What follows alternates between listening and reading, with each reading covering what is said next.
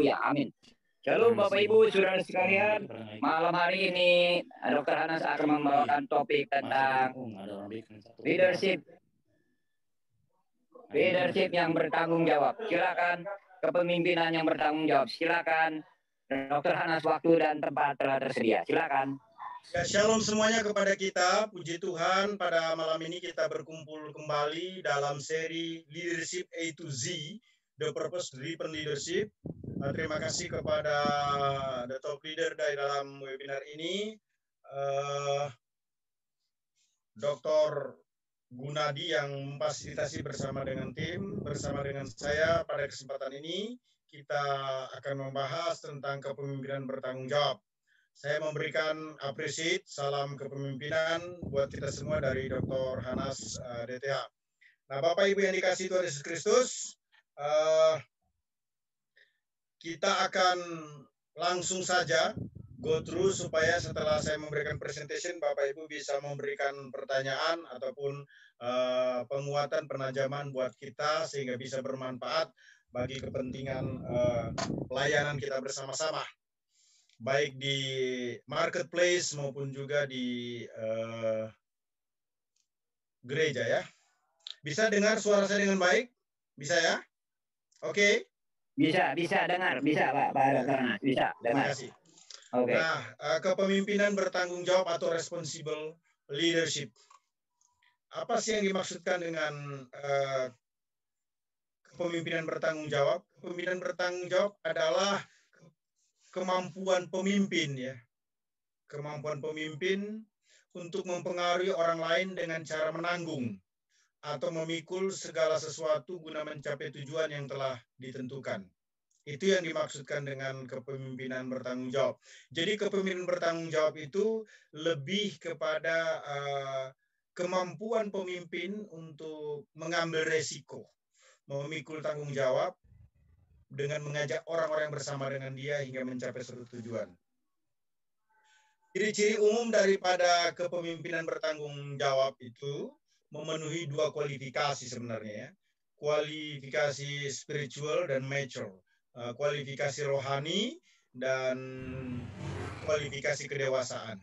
Nah, kehidupan orang yang rohani dapat diukur dari segi waktu berapa lama seseorang menjadi Kristen dan juga jabatan atau posisi seseorang di dalam gereja. Nah, kerohanian seseorang itu dapat diukur dari iman. Ya. Beriman kepada Yesus Kristus, kecenderungan berdoa, menyukai merenungkan firman Tuhan, dan dipenuhi Roh Kudus. Artinya hidup taat atau menyerah, hidup dikendalikan, dikontrol oleh Roh Kudus. Baik, kita bahas lebih detail lagi. Yang disebut dengan beriman kepada Yesus Kristus itu seperti apa sih? Ini merupakan kualifikasi daripada pemimpin yang bertanggung jawab jika dilihat secara rohani ya. Iman kepada Yesus Kristus adalah percaya bahwa Yesus telah mati karena dosa-dosa manusia, dikuburkan dan bangkit pada hari yang ketiga sesuai dengan kitab suci. 1 Korintus 15 ayat 3 sampai dengan ayat yang keempat. Nah, Krismarantika sebagai tokoh gereja di Indonesia yang dapat dikatakan sangat populer, menjelaskan arti iman kepada Yesus Kristus itu artinya adalah mempercayakan diri kepada Tuhan tanpa ragu-ragu ya, atau bergantung mutlak kepada Yesus untuk keselamatan baik hal yang bersifat jasmani maupun hal yang bersifat rohani. Nah, untuk beriman kepada Yesus Kristus ini tidak terjadi secara tiba-tiba atau tanpa proses yang dikerjakan oleh Roh Kudus ya. Roh Kuduslah yang bekerja untuk membuat seseorang beriman kepada Yesus Kristus yang tentunya melibatkan pengertian, perasaan, dan kemauan manusia itu sendiri. Pengertian yang dimaksudkan ini adalah pengenalan atau mengerti akan kebenaran firman Allah yang menyatakan bahwa Yesus adalah Tuhan atau Juru Selamat ya. Kemudian yang dimaksudkan dengan perasaan di sini adalah merasakan perlu keselamatan dari dosa-dosa dan ketidakmampuan untuk menyelamatkan diri sendiri. Kemudian yang dimaksudkan dengan kemauan di sini adalah berdasarkan kemauan sendiri itu menerima Yesus sebagai Tuhan dan Juru Selamat secara pribadi ya, berdasarkan Yohanes 1 ayat yang ke-12. Nah, pemimpin rohani itu harus beriman kepada Yesus Kristus atau menerima Yesus secara pribadi sebagai Tuhan dan Juru Selamat. Hal tersebut dapat dilakukan dengan percaya dalam hati bahwa Allah telah membangkitkan Yesus dari antara mati sehubungan dengan penebusan dan akibat dosa ataupun juga maut. Jadi percaya bahwa Yesus itu telah dibangkitkan dari antara mati oleh Allah. Untuk apa? Untuk penebusan dosa, untuk akibat-akibat dosa, dan juga mengalahkan maut atau neraka, memindahkan manusia yang percaya kepadanya dari neraka kepada surga. Dan mengaku dengan mulut bahwa Yesus adalah Tuhan, ya, itu jelas sekali dalam Roma 10 ayat 9 sampai dengan 10. Nah, pemimpin yang demikian itu adalah pemimpin yang mengalami redemption atau pengampunan dosa, ya. Seperti yang dijelaskan dalam Yesaya 1:18, marilah kita berperkara, sekalipun dosamu merah seperti kirmisi akan menjadi putih seperti salju, sekalipun merah seperti kain kusumba akan menjadi putih seperti bulu domba. Bahkan 1 Yohanes 1:9 berkata, jika kita mengaku dosa kita, maka Ia setia dan adil sehingga Dia mengampuni segala dosa kita dan mensucikan kita daripada segala kejahatan. Jadi pemimpin yang bertanggung jawab itu harus make sure bahwa dia mengalami redemption atau pengampunan dosa. Bukan hanya pengampunan dosa, tetapi juga kepastian keselamatan. Sebagaimana dijelaskan dalam Kisah Rasul 4 ayat 12, dan di bawah kolong langit ini tidak ada nama lain yang diberikan kepada manusia yang oleh manusia dapat diselamatkan selain di dalam Dia. Bahkan 1 Yohanes 5 ayat 11 sampai 13 berkata, dan nilai kesaksian itu Allah telah mengaruniakan hidup yang kekal kepada kita, dan hidup itu ada di dalam anaknya. Barang siapa memiliki anak, ia memiliki hidup. Barang siapa tidak memiliki anak, ia tidak memiliki hidup. Semuanya itu kutuliskan kepada kamu, supaya kamu yang percaya kepada nama anak Allah, tahu bahwa kamu memiliki hidup yang kekal. Dan diperkuat juga ya oleh Yohanes 10 ayat 28, aku telah memberikan hidup yang kekal kepada mereka, dan mereka pasti tidak akan binasa, dan tak seorang pun dapat mengubur mereka dari tanganku. Nah, pemimpin yang beriman kepada Yesus Kristus itu, Bapak Ibu, menyadari bahwa kepemimpinannya itu grace, anugerah, favor dari Tuhan. Tuhanlah yang mempercayakan kepadanya sehingga ia mengerjakannya dengan baik dan benar. Abraham adalah contoh orang beriman yang mendapat anak di masa tua, ya, saat ia tidak memungkinkan lagi karena kondisinya. Namun karena iman, dijelaskan dia memperoleh yang namanya Ishak. Nah, kitab Ibrani pasal 11 itu, Bapak Ibu, menyatakan tentang tokoh-tokoh iman, ya, yang mengalami banyak sekali miracle atau mujizat karena percaya. Jadi iman atau keyakinan akan panggilan yang menjadikan seseorang pemimpin itu membuat dia bisa dapat memimpin dengan penuh tanggung jawab. Nah, Paul Yonggi Cho menyatakan demikian. Awal dari pelayanan saya, Allah menunjukkan sasaran yang penting, dan saya beriman agar percaya bahwa Ia akan membuat perkembangan jemaat yang saya impikan. Nah, Paul Yonggi Cho ini menghubungkan imannya dengan apa? Pelayanan.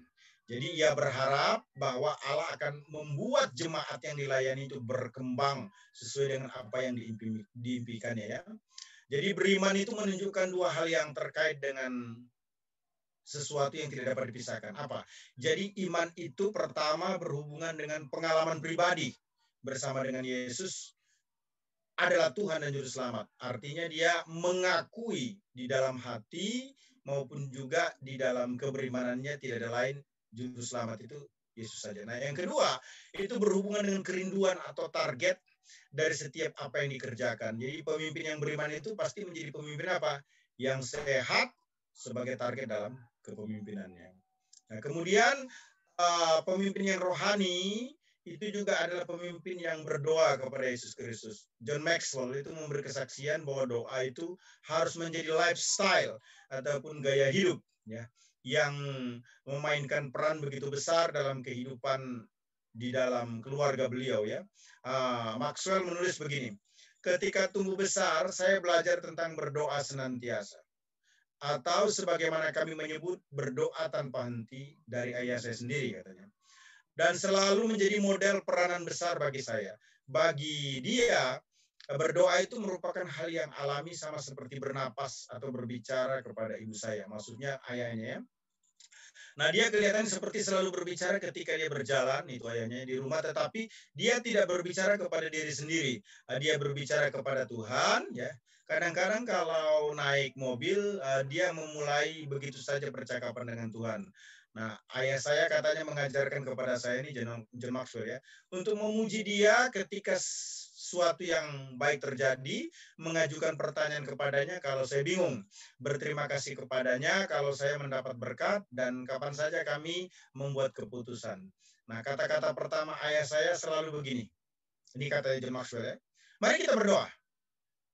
Mari kita berhenti sekarang untuk melakukan sesuatu dan kita mulai berdoa. Ya. Jadi doa itu menjadi sesuatu yang penting.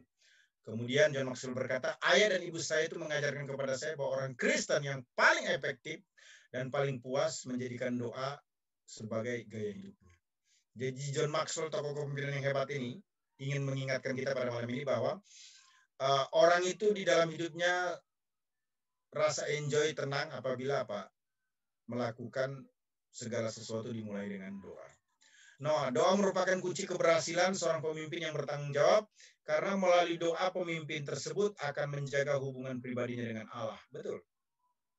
Doa yang terus-menerus akan membuat pemimpin rendah hati dan tidak menjadi sombong ya, karena ia menyadari bahwa semua tugas yang telah dan akan dilaksanakan bukanlah bergantung kepada kemampuannya, tetapi kebergantungannya kepada Tuhan ya.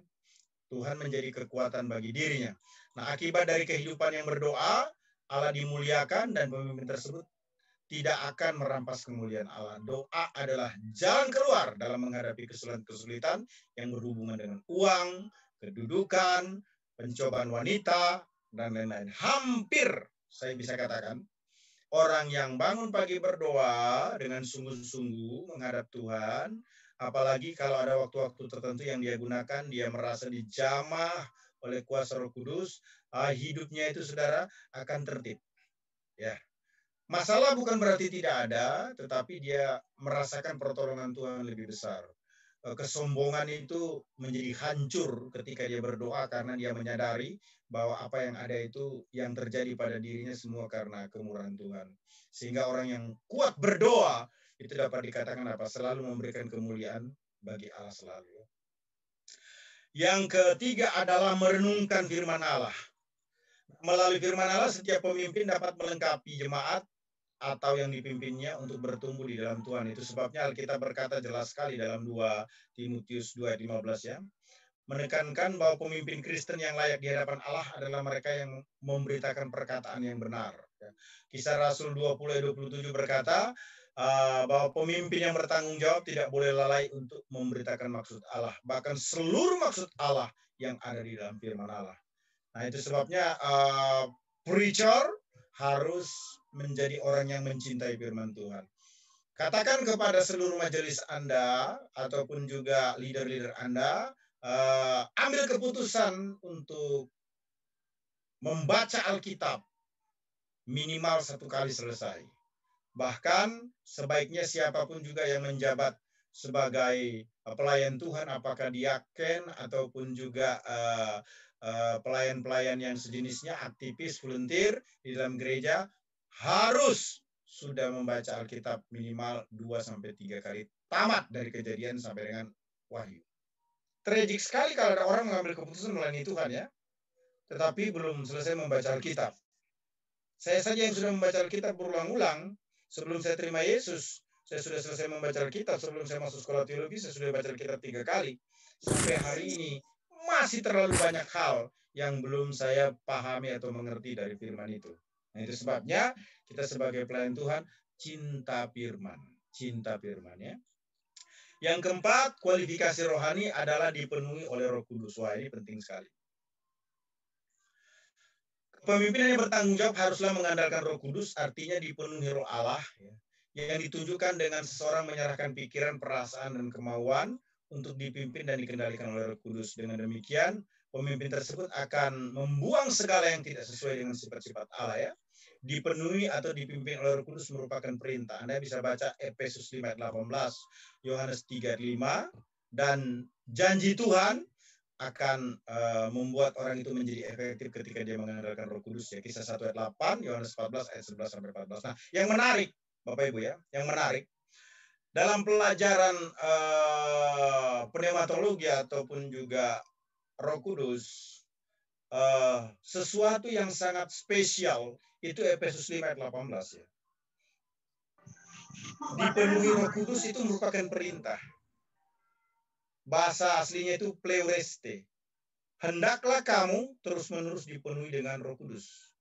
Pendiaman Roh Kudus terjadi selama-lamanya. Pemenuhan Roh Kudus itu terjadi secara berulang-ulang. Pendiaman Roh Kudus itu menandakan bahwa orang itu sudah terima Yesus born again, lahir baru, punya kepastian keselamatan. Kalau kepenuhan Roh Kudus itu menunjukkan komitmen berserah, berharap, hidup kudus dan berkenan kepadanya, yang menjadikan orang tersebut efektif secara spiritual bagi dirinya dan juga bagi kepentingan pelayanan. Nah, ciri-ciri umum orang yang menjadi pemimpin bertanggung jawab itu bukan hanya rohani, tetapi juga ada kualifikasi kedewasaannya. Rohani itu beriman kepada Yesus Kristus, berdoa kepada Yesus Kristus, merenungkan firman Allah dan dipenuhi Roh Kudus. Nah, kita perhatikan sekarang kualifikasi secara rohani, secara kedewasaan. Pemimpin yang bertanggung jawab bukan hanya rohani, melainkan dewasa ya. Kedewasaan yang dimaksudkan itu berorientasi pada kehidupan pemimpin yang menunjukkan keuletan, kecakapan, keberanian, keteladanan, kewibawaan. Jadi pemimpin yang bertanggung jawab itu tidak hanya memenuhi kualifikasi spiritual, tetapi juga memiliki kualifikasi kedewasaan. Kedewasaan itu apa? Ulet. Coba kita perhatikan. Ulet itu apa toh? Keuletan atau yang identikan dengan teguh dan bertahan sangatlah dibutuhkan oleh setiap pemimpin. Sekalipun pemimpin diperhadapkan dengan banyak tantangan, penganiayaan, namun tidak berarti harus menyerah. Ulet atau tahan banting juga berarti menyelesaikan tugas hingga tuntas. Ada gairah dan semangat juang tidak berkurang karena masalah-masalah yang dihadapi. Wah, teman saya, sahabat saya nih ya, Dr. Cornelius, saya lihat bagaimana beliau menyelesaikan disertasinya. Wow, luar biasa ya. Ulet sampai selesai dengan meraih gelar doktor. Puji Tuhan. Kemudian ulet itu juga berarti apa? Cakap. Seorang pemimpin yang cakap adalah pemimpin yang mengetahui pekerjaannya. Kecakapan menunjukkan apa? Kualitas diri sebagai seorang pemimpin. Kecakapan dapat menjadikan seseorang apa? Pemimpin yang berpeluang untuk menduduki posisi-posisi penting dan strategis. Hal positif yang lainnya adalah bahwa pemimpin yang cakap itu dapat mengerjakan banyak hal. Apa yang dikerjakan tidak berarti berkualitas rendah, ya, sebab ia selalu berupaya untuk bekerja dengan target kualitas terbaik. Nah, pemimpin yang cakap belajar dan bersedia dibina oleh pakar-pakar, dengan demikian ia akan mengembangkan dirinya. Saya sejak menikah itu puji Tuhan ada di bawah pemimpin-pemimpin yang hard work semua. Ya, bisa dikatakan juga workaholic sedikit lah, gila kerja gitu ya. Di Bogor saya punya pemimpin yang hebat luar biasa ya. Itu memberikan tugas tanggung jawab yang banyak, yang berat gitu ya. Tetapi dari situ saya melihat ada sesuatu yang bisa saya dapat menjadi emas. Begitu pula ketika saya di Tangerang ya, Bapak Ibu ya, 14 tahun, 15 tahun bekerja di bawah seorang pemimpin yang luar biasa ya. Dipres tapi keluarnya emas gitu. Nah, cakap. Jangan lupa, pemimpin yang hanya mempunyai kemampuan mengerjakan satu hal itu susah. Dia harus mampu mengerjakan banyak hal, bahkan di tengah-tengah kondisi yang tertekan sekalipun, dia harus mampu menyelesaikan tugas dengan baik. Itu namanya pemimpin yang punya kecakapan ya. Ingat, bukan karena banyaknya pekerjaan maka hasilnya kualitasnya rendah. Tetapi banyaknya pekerjaan itu justru menunjukkan kemampuan kita sebagai seorang pemimpin untuk mengerjakan tetap dalam standar, bahkan bisa lebih baik. Itu sebabnya dibutuhkan yang namanya kecakapan. Yang ketiga itu orang yang dewasa adalah pemimpin yang berani. Pemimpin yang bertanggung jawab harus berani menegur bawahan dan rekan sekerja yang melakukan kesalahan, dengan tujuan kesalahan tersebut tidak terulang lagi ya.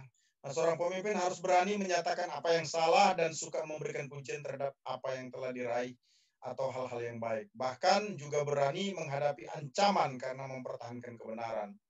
Daniel adalah contoh pemimpin yang berani. Ada beberapa hal yang menyebabkan seorang pemimpin tidak berani. Antara lain apa? Takut dikritik, takut ditentang, takut menyinggung perasaan, takut menerima risiko, dan berbagai ketakutan lainnya. Nah, seorang pemimpin harus berani mengambil keputusan untuk memberikan sanksi kepada yang melakukan kesalahan. Posisi seorang pemimpin selalu berada di depan dan semua orang mengikutinya. Itu sebabnya apapun resiko, ia akan selalu siap membayar harganya. Benar. Pemimpin harus berani ya. Kalau tidak berani, diragukan oleh orang yang bersama-sama dengannya. Keberanian itu tidak hanya bermakna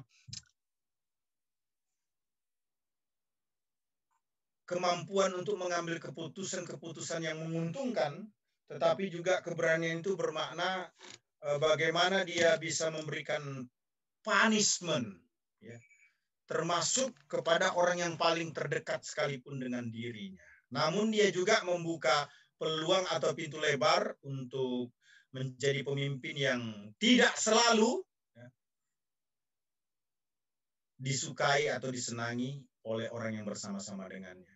Jangan lupa ya, orang yang kadangkala tidak bersama dengan kita itu sebenarnya orang yang ditempatkan Tuhan untuk menjadi remote control, di mana kita berbeda pendapat, tetapi bisa saja kita tetap melakukan hal yang sama. Dalam artian, jangan selalu berpikir orang yang mungkin tidak sepaham dengan kita itu melawan kita. Bisa saja orang itu ingin menyatakan satu ide di mana kita perlu memperhatikannya. Kemudian yang dewasa itu yang memiliki keteladanan. Nah, siapapun yang menjadi pemimpin harus siap untuk diteladani. Nah, pemimpin yang menunjukkan teladan yang baik akan dikasih dan dihormati oleh setiap orang yang mengikutinya atau yang dipimpinnya ya. Nah, keteladanan seorang pemimpin hendaklah tidak hanya untuk bagian-bagian tertentu, melainkan untuk keseluruhan. Ketika pemimpin Anda berani mengundang ke rumah dia, makan di rumah dia, itu sudah pintu yang bagus. Apalagi kalau Anda diizinkan tinggal sehari atau 2 hari di rumah dia. Wow, itu luar biasa. Kenapa? Ada sesuatu yang Anda bisa lihat di rumah itu ketika bersama dengan pemimpin Anda. Nah, saya memahami ini ketika saya kuliah STI di Jogja, bagaimana seorang pemimpin mengundang saya untuk ada di rumahnya dan melihat kehidupan keluarganya yang tidak basa-basi apa adanya gitu ya. Dan menarik ya. Kita bisa melihat keteladanan yang sampai hari ini saya tetap terkoneksi dengan beliau.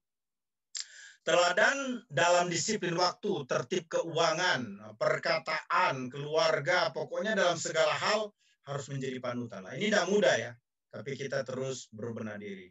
Keteladanan yang baik itu merupakan apa? Refleksi daripada kehidupan yang juga tentunya apa? Meneladani Kristus. Jadi orang yang baik itu bermula dia meneladani Kristus. Kemudian dia tertolong untuk bisa menerjemahkan Kristus dalam hidupnya yang akan sangat menolong orang lain bisa melihat dirinya ada Kristus.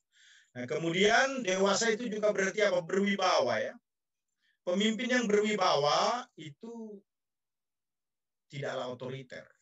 Kewibawaan seorang pemimpin tidak bisa diperoleh dengan uang atau materi. Ya. Faktor yang menjadikan seseorang kurang berwibawa adalah perkataan yang tidak dapat dipercaya. Mencela-mencela.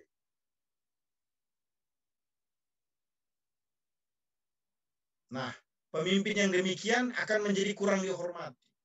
Dianggap sepele, bahkan bisa dipermainkan oleh orang-orangnya sendiri. Beberapa ciri pemimpin yang berwibawa, kerohaniannya matang, sungguh-sungguh menjalankan tugas, motivasinya murni bagi kemuliaan Allah, sikapnya terhadap Tuhan baik, rela berkorban, keputusannya bijak, dan melihat ke depan hal-hal yang harus dikerjakan di masa kini untuk mencapai sasaran visi. Wibawa. Wibawa itu diukur pertama adalah kata-kata. Hati-hati, jangan selalu berusaha berkata-kata cepat hanya untuk menyenangkan lawan bicara. Jangan janji-janji. Lebih baik tidak berjanji daripada berjanji tidak ditepati. Jangan ngomong besar. Omong apa adanya saja. Kenapa? Ketika kita omong besar, tapi tidak terbukti, itu menjadi buah bibir. Cerita panjang yang akan melukai kepemimpinan kita sendiri, karena orang sudah tidak percaya. Jadi kata-kata kita sebagai seorang pemimpin itu merupakan hal yang paling penting ya. Baik, kita sudah melihat ciri-ciri umum kepemimpinan yang bertanggung jawab. Sekarang kita akan memperhatikan ciri-ciri kepemimpinan bertanggung jawab kalau dilihat dari Yesus Kristus sebagaimana dijelaskan dalam Yohanes 10 ayat 11 sampai dengan 18. Saya akan bacakan firman Tuhan berkata demikian. Akulah gembala yang baik. Gembala yang baik memberikan nyawanya bagi domba-dombanya. Sedangkan seorang upahan yang bukan gembala dan yang bukan pemilik domba-domba itu sendiri, ketika melihat serigala datang meninggalkan domba-domba itu lalu lari. Sehingga serigala itu menerkam dan menceraikan domba-domba itu. Ia lari karena ia seorang upahan dan tidak memperhatikan domba-domba itu. Akulah gembala yang baik dan aku mengenal domba-dombaku dan domba-dombaku mengenal aku. Sama seperti Bapa mengenal aku dan aku mengenal Bapa dan aku memberikan nyawaku bagi domba-dombaku. Ada lagi padaku domba-domba lain yang bukan di kandang ini. Domba-domba itu harus kutuntun juga dan mereka akan mendengarkan suaraku dan mereka akan menjadi satu kawanan dengan satu gembala. Bapa mengasihi aku oleh karena aku menyerahkan nyawaku untuk menerimanya kembali. Tidak seorang pun mengambilnya daripada aku, melainkan aku memberikannya menurut kehendakku sendiri. Aku berkuasa memberikannya dan berkuasa mengambilnya kembali. Inilah tugas yang kuterima dari Bapakku. Nah, kalau kita perhatikan Yohanes 10 ayat 11 sampai 18 tentang kepemimpinan bertanggung jawab ini, maka kita akan melihat ciri-cirinya atau indikatornya. Yang pertama, fokus untuk melayani. Pemimpin yang bertanggung jawab yang ditampilkan oleh Yesus itu fokus untuk melayani, bukan yang lain. Yohanes 10 ayat 11 sampai 13 saya bacakan ulangnya. Aku gembala yang baik memberikan nyawanya bagi domba-dombanya, sedangkan seorang upahan yang bukan gembala dan yang bukan pemilik domba itu sendiri ketika melihat serigala datang meninggalkan domba-domba itu lalu lari, sehingga serigala itu menerkam dan menceraikan domba-domba itu. Ia lari karena ia seorang upahan dan tidak memperhatikan domba-domba itu. Nah, yang menarik di sini dari ayat 11 sampai 13 adalah memberikan. Istilah memberikan itu dalam bahasa Yunani titesin, merupakan orang ketiga singular perfect aktif dari akar kata titemi. Secara gramatikal artinya ia secara aktif sedang memberikan nyawa. Yang dimaksudkan di sini siapa?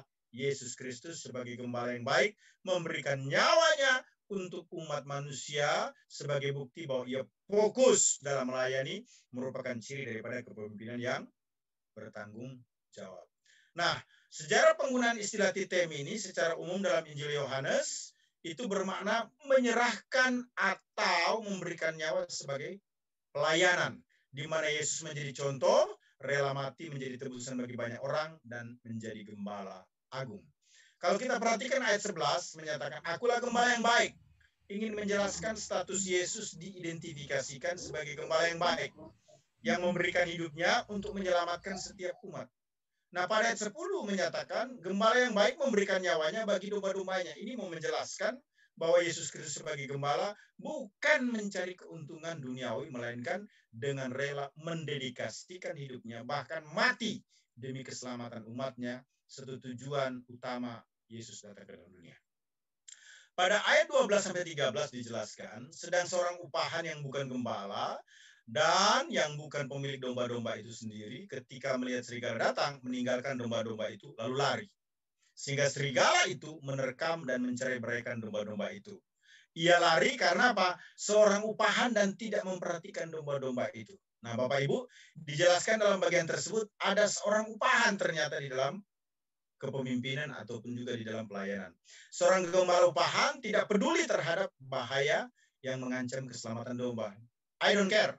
Begitulah kira-kira ya. Nah, gembala tersebut tidak setia melayani domba-domba dengan baik karena memang dia hanya mencari upah. Nah, gembala upahan adalah orang yang melayani dikarenakan adanya imbalan berupa uang dan materi lainnya dan tidak berani mengambil risiko demi keselamatan domba-domba. Jadi kalau domba-domba itu bermasalah untuk keselamatan, kesehatan dan sebagainya, dia tinggalin. Kenapa? Dia tidak berani mengambil risiko ya. Gembala upahan sangat berbeda dengan Yesus Kristus yang rela mati demi keselamatan domba-dombanya. Suatu pengorbanan yang luar biasa karena memberikan seluruh hidup untuk melayani umat Allah. Nah, perilaku gembala upahan bila serigala datang untuk memangsa domba, lari Bapak Ibu ya. Karena apa? Dia memang gembala upahan. Tidak seperti Yesus, gembala yang bertanggung jawab. Ia selalu memikirkan apa? Upah, karena dia gembala upahan. Ia tidak mengasihi domba-domba itu. Nah, gembala upahan tidak mengasihi domba-domba dan hanya mengambil keuntungan dari domba-domba tersebut. Ketika dia merasa domba tersebut bermasalah, ketika dia melihat domba itu tidak menguntungkan, ketika ada sesuatu yang harus dikorbankan, dia tinggalin. Kenapa? Karena dia tidak fokus dalam pelayanan. Gembala, pemimpin yang bertanggung jawab, fokus untuk melayani. Yang kedua, membangun hubungan yang harmonis. Ayat 14-15 berkata demikian. Akulah gembala yang baik, aku mengenal domba-dombaku dan domba-dombaku mengenal aku, sama seperti Bapa mengenal aku dan aku mengenal Bapa dan aku memberikan nyawaku bagi domba-dombaku. Ini menarik Bapak Ibu ya. Istilah mengenal dalam ayat 15 sampai dengan 16 itu, ayat 14 dan 15 itu menggunakan kata ginosko, merupakan verb, kata kerja indikatif present aktif orang pertama. Ya, orang pertama ya. Sehingga secara gramatikal dapat diartikan, aku sungguh-sungguh sedang terus-menerus mengenal. Yang dimaksudkan di sini siapa? Yesus Kristus yang mengenal domba-dombanya. Ini menunjukkan satu hubungan yang harmonis tercipta, merupakan ciri daripada kepemimpinan yang bertanggung jawab. Nah, sejarah penggunaan istilah ginosko ini dalam kekristenan mula-mula bermakna memberikan penjelasan adanya satu persekutuan atau hubungan pribadi dengan Allah. Bahkan persekutuan Bapa dengan Yesus dan Yesus dengan murid-muridnya. Itu bisa dilihat dalam Yohanes 10 ayat 14 sampai dengan 15 dan ayat 27. Nah, mengenal Bapa berarti mengenal Yesus yang diutus Bapa menjadi juru selamat. Sehingga orang yang menerima Yesus secara pribadi. Nah, mengenal Allah ditunjukkan dengan sikap saling mengasihi. Dengan tidak demikian orang tersebut tidak mengenal Allah. Hanya dengan saling mengasihi dikatakan di sini, maka orang itu disebut sebagai orang yang mengenal Allah. Sebab Allah adalah kasih. Begitu tekanannya. Jadi hubungan yang harmonis yang dimaksudkan di sini adalah menyatakan kasih. Mengenal Allah berarti menuruti segala perintahnya. Ya.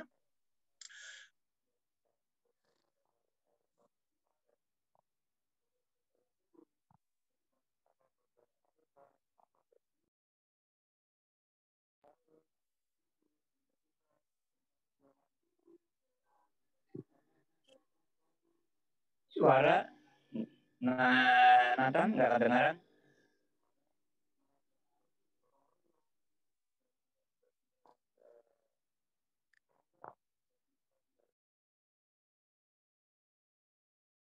Oh, terputus sinyal ya? Iya nih, di jaringan, di gangguan jaringan.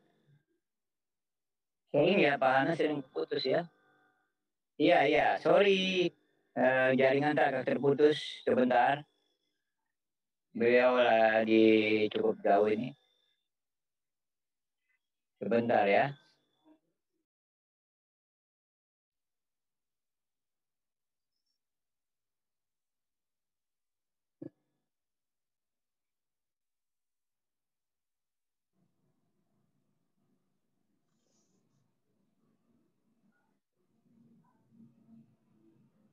Wah, coba Nathan, ini bagaimana? Beliau tidak ada suara dan sinyal hilang ya, Pak Nathan? Benar. Ya.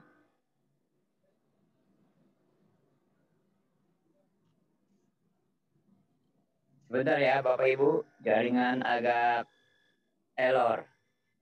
Menggunakan apa dia Pak ya? Indihome atau GSM? Oh, masuk.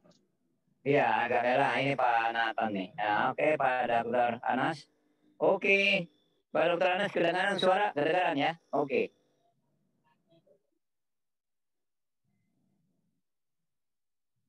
Yohanes terkait dengan keberadaan Tuhan Yesus Kristus, maka kita memperhatikan pada ayat yang ke-15 ya, menyatakan bahwa sama seperti Bapa mengenal aku dan aku mengenal Bapa, dan aku memberikan nyawaku bagi domba-dombaku.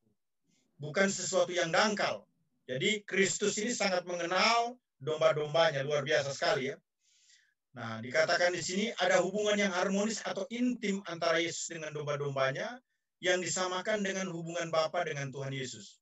Satu hubungan yang begitu dalam, ada kekuatan hubungan yang ditunjukkan dengan kematian Yesus, yang olehnya Yesus rela mati bagi domba-dombanya. Jadi yang dimaksudkan pada bagian ini bahwa seorang pemimpin itu adalah orang yang bertanggung jawab, ya.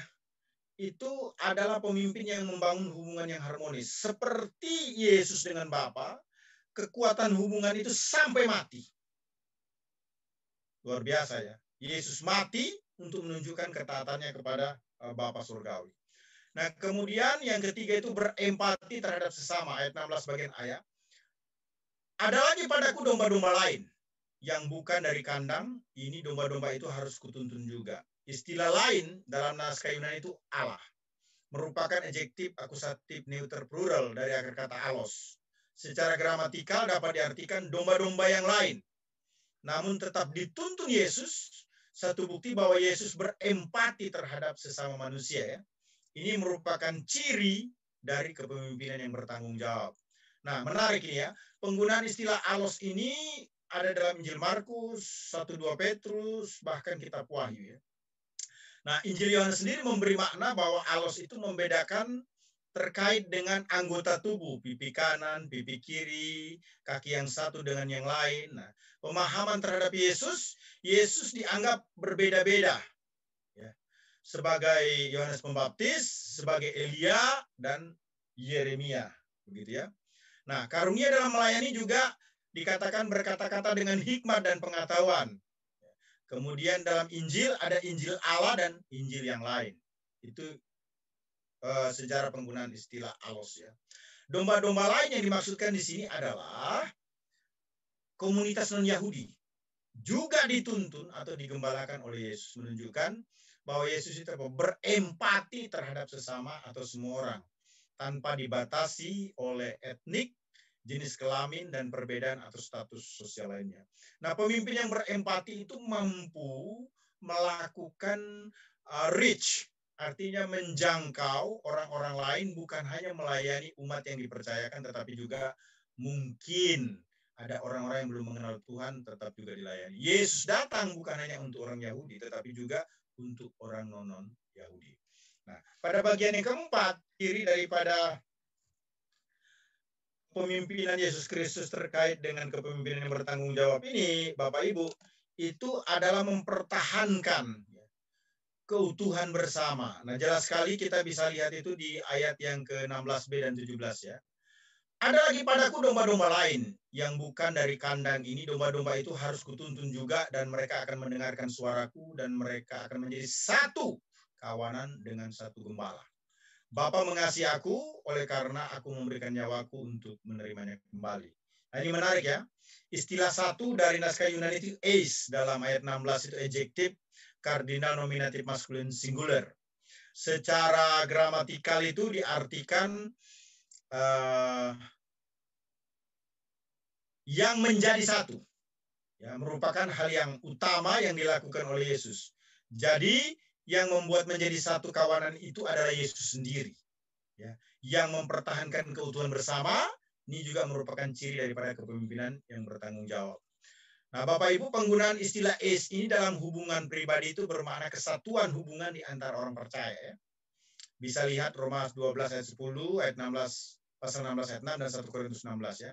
Kemudian eis itu yang disebut juga satu, ya, itu juga terlihat di dalam kesatuan hubungan Allah dan umatnya. Demikian pula sebaliknya, umatnya terhadap Allah. 2 Korintus 1 ayat 11, 1 Petrus 1 ayat 10. Nah, ada keyakinan terhadap satu Allah, satu Tuhan yang menjadikan segala sesuatu karena Dia manusia dapat hidup. Itu 1 Korintus 8 ayat 6. Nah, ini juga bicara apa? Kesatuan orang percaya ditunjukkan dengan apa? Bersaksi bahwa Yesus adalah Tuhan. Kisah Rasul 20 ayat 21. Nah, kalau kita berkata we abadi Christ, maka salah satu ciri yang kuat itu apa? Kita bersaksi bahwa Kristus itu adalah Tuhan. Setiap domba yang digembalakan oleh Yesus Kristus pasti mendengarkan suaranya. Menjadi satu kawanan dengan satu gembala. Nah, pelayanan Yesus itu mengutamakan kesatuan atau keutuhan dirinya bersama dengan domba-domba, dan kesatuan di antara sesama domba. Jadi gini, kesatuan tersebut terjadi karena Yesus memberi perlakuan yang adil kepada setiap domba-domba. Tidak ada alasan bagi domba-domba itu tidak menjadi satu. Kenapa?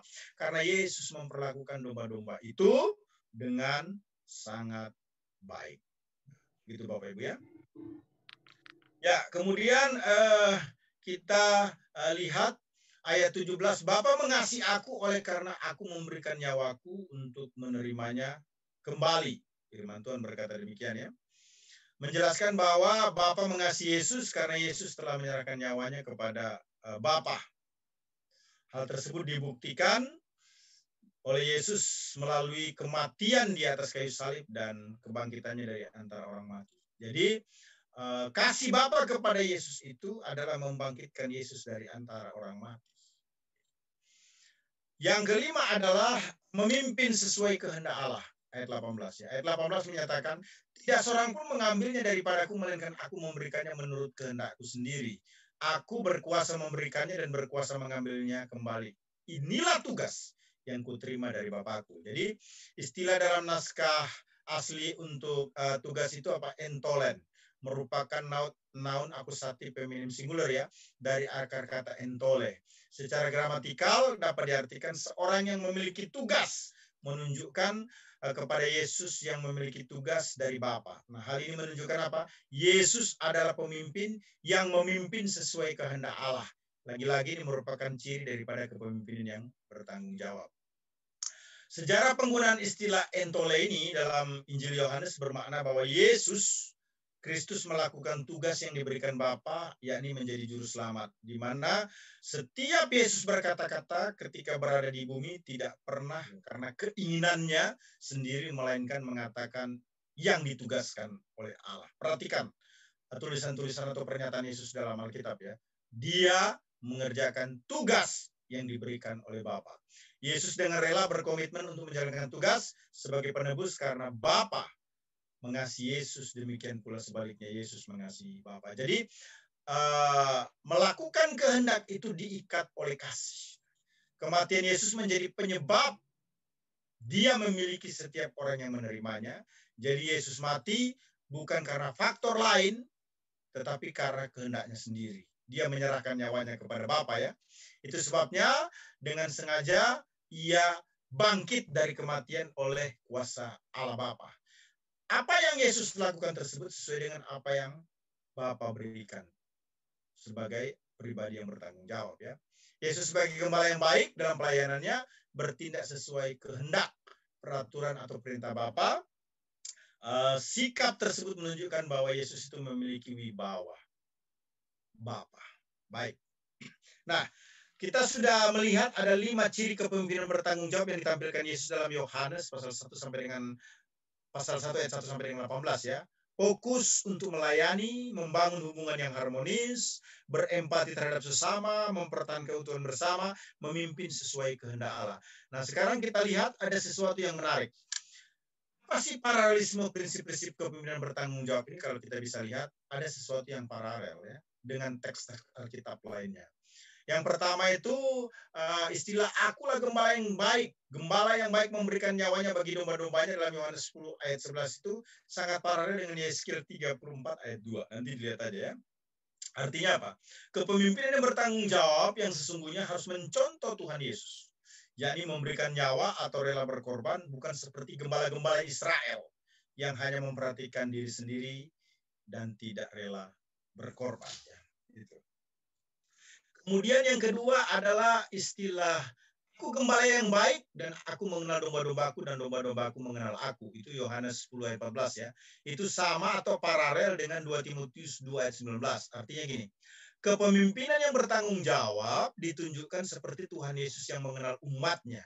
Bahwa setiap umatnya adalah miliknya yang harus meninggalkan kejahatan. Jadi pemimpin yang bertanggung jawab harus apa? Meninggalkan kejahatan. Yang ketiga adalah istilah ada lagi padaku domba-domba lain yang bukan di kandang ini. Domba-domba itu kutuntun juga dan mereka akan mendengarkan suaraku dan mereka akan menjadi satu kawanan dengan aku sebagai gembala. Itu paralel dengan Yohanes 10 ayat 16 ya. juga dengan 1 Korintus 1 ayat 10. Artinya gini, kepemimpinan bertanggung jawab itu ditunjukkan dengan apa? Meneladani Tuhan Yesus yang selalu siap melayani siapa saja tanpa terkecuali dengan selalu mengupayakan menjadi satu. Nah, pemimpin yang bertanggung jawab harus selalu mengutamakan persatuan di dalam tubuh, di dalam Tuhan Yesus Kristus, ya, tanpa membeda-bedakan sedikit pun. Nah, yang keempat, itu yang paralel adalah istilah tidak seorang pun mengambilnya daripadaku, melainkan aku memberikannya menurut kehendakku sendiri. Aku berkuasa memberikannya dan berkuasa mengambilnya kembali. Inilah tugas yang kuterima dari Bapakku. Itu Yohanes 10 ayat 18 ya. Paralel dengan 2 Timotius 4 ayat yang kelima. Artinya apa? Kepemimpinan bertanggung jawab harus mencontoh Tuhan Yesus Kristus yang memberikan tugas penyelamatan seperti yang diwenangkan atau dipercayakan oleh Bapa. Pemimpin yang bertanggung jawab harus menyelesaikan tugas pelayanan dengan baik, dengan cara menguasai diri, bersabar, dan giat. Ya, finally, kita akan melihat korelasi kepemimpinan bertanggung jawab Yesus Kristus menurut Yohanes 10 ayat 11-14 ini dalam kaitannya dengan teologi sistematika ya. Yang pertama itu bicara tentang kristologi atau Kristus. Ini menjelaskan bahwa Kristus adalah pemimpin atau gembala yang baik yang menjadi contoh agar setiap orang percaya yang melayani harus juga menjadi gembala yang baik seperti Yesus. Kemudian dilihat dari soteriologi, ya, ini ingin menjelaskan tentang keselamatan ya. Bahwa keselamatan hanya diperoleh melalui pengorbanan atas kematian Yesus Kristus. Di mana kepastian keselamatan hanya ada di dalam Yesus, terpelihara selama-lamanya. Yang ketiga, eklesiologi atau gereja ya. Menjelaskan bahwa setiap orang percaya dalam pelayanan harus berorientasi pada pengabdian kepada Yesus Kristus. Bukan mencari keuntungan dunia yaitu finansial. Kalau mau finansial semata-mata lebih baik bisnis saja. Tuhan memberikan kemampuan kepada pemimpin untuk bertanggung jawab atas setiap orang percaya dalam pelayanan, penggembalaan ya, adalah menciptakan dan memelihara hubungan yang akrab ya. Menuntun umat Allah, menyatukannya di dalam Kristus sebagai body Christ. Jadi dari segi eklesia itu adalah fokus pada tubuh Kristus, di mana pemimpin itu memimpin atau menggembalakan umat Allah, membuat mereka menjadi solid, menjadi akrab, dan memperkuat keberimanan mereka di dalam Kristus. Ya, sebagai summary yang menjadi kesimpulannya adalah kepemimpinan bertanggung jawab adalah kemampuan pemimpin untuk mempengaruhi orang lain dengan cara menanggung ya. Memikul segala sesuatu guna mencapai tujuan yang telah ditentukan. Nah, adapun cirinya, kalau kita memperhatikan modelnya Yesus, maka fokus untuk melayani, membangun hubungan yang harmonis, ya, berempati terhadap sesama, memperhatikan keutuhan bersama, memimpin sesuai kehendak Allah. Ya. Saya kira presentasi dari saya cukup. Selanjutnya diserahkan kepada Pastor Peter sebagai host kita pada malam ini. Silakan Pastor Peter. Terima kasih Dr. Anas atas pencerahannya tentang kepemimpinan bertanggung jawab atau responsibility leadership. Bapak Ibu yang ingin langsung bertanya, waktu dan tempat telah tersedia. Silakan. Ya, silakan yang ingin bertanya langsung berinteraksi dengan Dr. Hanas. Pak Dr. Cornelis, barangkali memberikan jangannya, silakan Pak Dr. Cornelis. Ya, siap. Silakan Pak. Shalom. Kalau saya mau bertanya ini, itu kalau di gereja-gereja, para pastor atau pendeta itu kan dapat gaji ya? Ya. Halo? Ya. Silakan Pak. Wah, jaringan juga ini rupanya kena juga Pak Cornelius. Oh, Pak Cornelius sih baik papan ya Pak ya. Oke, jadi di Jawa ya. Oh, di Jawa. Ya. Barangkali silakan masuk lagi Pak Cornelius. Masuk lagi, silakan Pak Dr. Cornelis. Silakan Pak.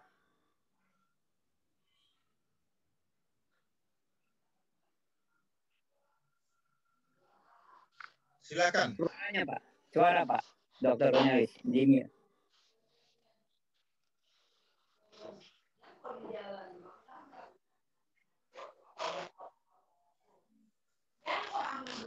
Bisa kedengaran nggak Pak? Unmute dulu Pak Cornelius, di unmute. Ya, di unmute. Silakan Pak.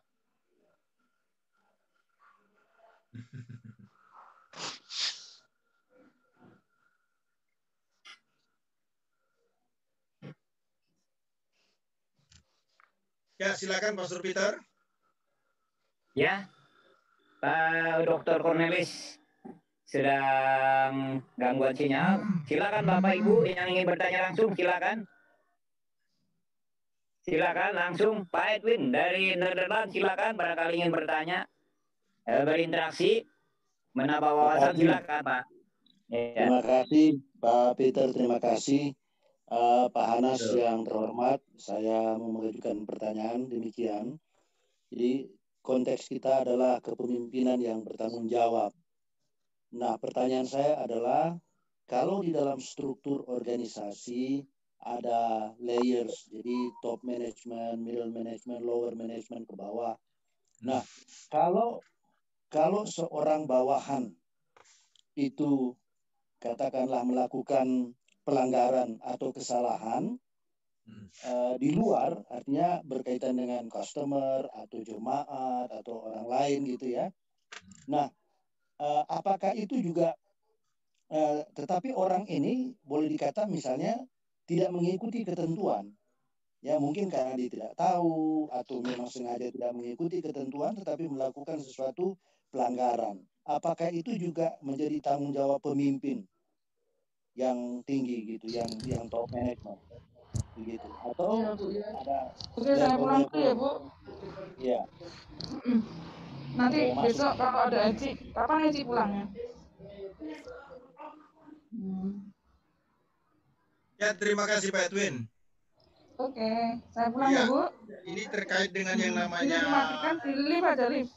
Etika ya. Ini kan terkait dengan etika ya. Semestinya memang top leader tetap bertanggung jawab untuk semuanya itu, ataupun juga yang di atasnya. Sebut saja contohnya, ini simpelnya aja ya, simpelnya. Pelatihan hati nurani dan juga ketaatan sini Pak. Disuruh khotbah, topiknya adalah new man, manusia baru. Gitu ya. Dia khotbah bukan manusia baru, tithing, perpuluhan. Nah, memang firman Tuhannya sama, Alkitab kan? Tapi menurut saya ini contoh yang kurang baik. Kenapa? Dia tidak dalam satu garis komando yang sama dan itu tidak boleh dipelihara. Harus dalam garis komando yang sama. Begitu pula ketika diberitahu harus melakukan kunjungan atau besuk, gitu ya. Tapi dia tidak melakukan dengan alasan-alasan yang dapat dikatakan hampir bisa dibenarkan. Nah, saya mau berkata dalam kesempatan ini bahwa itu juga masalah etika. Ada sesuatu yang perlu diselesaikan, dibereskan di dalam diri pelayan seperti itu ya. Perlu dibantu, walaupun mungkin jangan dikasih punishment, tetapi diajak bicara, diberi pengertian bahwa di dalam pelayanan itu kita bersinergi, kita tidak bisa jalan sendiri, kita harus dengarkan komando supaya langkah geraknya menjadi sama. Ya, terima kasih Pak Edwin. Terima kasih Pak. Mungkin yang lain. Oke, terima kasih Pak Edwin Ronunu dari Belanda. Pak Dr. Cornelis, apa bisa kedengaran Pak Dokter? Di mute Pak, suara itunya Pak. Halo? Pak Dr. Cornelis, bisa dengar Pak? Ini suara Bapak di on dulu Pak. Coba Nathan dikasih tahu, Pak Nathan. Sudah ya, bisa? Nah, bisa Pak. Mantap. Ya. Oke. Silakan, Pak. Pak Dr. Hanas, saya ingin bertanya. Tadi dijelaskan bahwa seorang pemimpin itu harus fokus. Fokus di mana tidak berfokus pada uang atau materi dan lain-lain. Kalau seandainya di satu gereja itu para pastor atau para pendeta di tempat saya khususnya ya, itu kan ada satu gaji tertentu dari aturan, karena aturan si pendeta ini digaji tertentu. Nah, apakah itu dia bisa melihat gaji itu kemudian tidak fokus pada pelayanannya, pelayanan terhadap gembala, atau bagaimana, Pak? Ini memang agak apa namanya, memang kadang-kadang tidak fokus juga, saya lihat begitu. Nah, menurut Bapak bagaimana, Pak Paras? Ya, terima kasih Pak Dokter kita, Dokter Cornelius. Justru menurut saya terbalik. Karena dia sudah dapat gaji, itu berarti semestinya dia tidak perlu lagi berpikir yang lain untuk kehidupan atau kebutuhannya, karena semuanya kan sudah kasih. Gaji semestinya justru membuat dia semakin fokus. Itu hemat saya. Kenapa gaji harus semakin membuat dia fokus? Iya, karena dia sudah dapat payroll every month kan. Sebutlah tanggal 28 dia gajian. Every month. Ya kan? Justru bermasalah menurut saya kalau dia tidak fokus. Kira-kira begitu. Atau ada sesuatu yang mau disampaikan lagi? Silakan. Pak Dr. Cornelius. Maksud saya, apakah dia memang kadang-kadang kelihatan bahwa, wah, saya sesuai ketentuan aja nih, tidak fokus seperti Yesus, di mana ada satu domba yang tersesat, yang 99 ditinggalkan, dia cari satu domba ini. Tapi kalau sudah digaji tertentu, dia hanya sesuai dengan ketentuan. Kalau dia pas cuti, ya cuti. Gitu. Padahal ada sesuatu yang harus dikerjakan dulu. Nah, ini memang sulit sekali. Iya. Jadi Bapak mau mengatakan seperti gembala upahan nih kelihatannya begitu ya. Betul. Seperti gembala upahan ya. Ya memang dalam pelayanan ini semestinya seorang hamba Tuhan yang sudah mendapatkan payroll ya, itu harus menjadi lebih baik atau lebih excellent di dalam penampilan ministrinya ya. Saya kira bisa dikomunikasikan dengan baik lah ya. Kalau dia gembala kan pasti ada atasannya, sebutlah wilayah ya. Artinya gini, ketika orang minta cuti itu kan pasti dapat approve dulu ya. Nggak mungkin enggak ya. Nah, kalau pas cuti itu ternyata sebutlah ada jemaat yang sangat membutuhkan karena pelayanan ini sesuatu yang sangat krusial dan dia harus melakukan tanggung jawab itu, saya kira mungkin bisa di reschedule lagi atau diperbaiki lagi ya cutinya. Kan itu bisa diatur ya.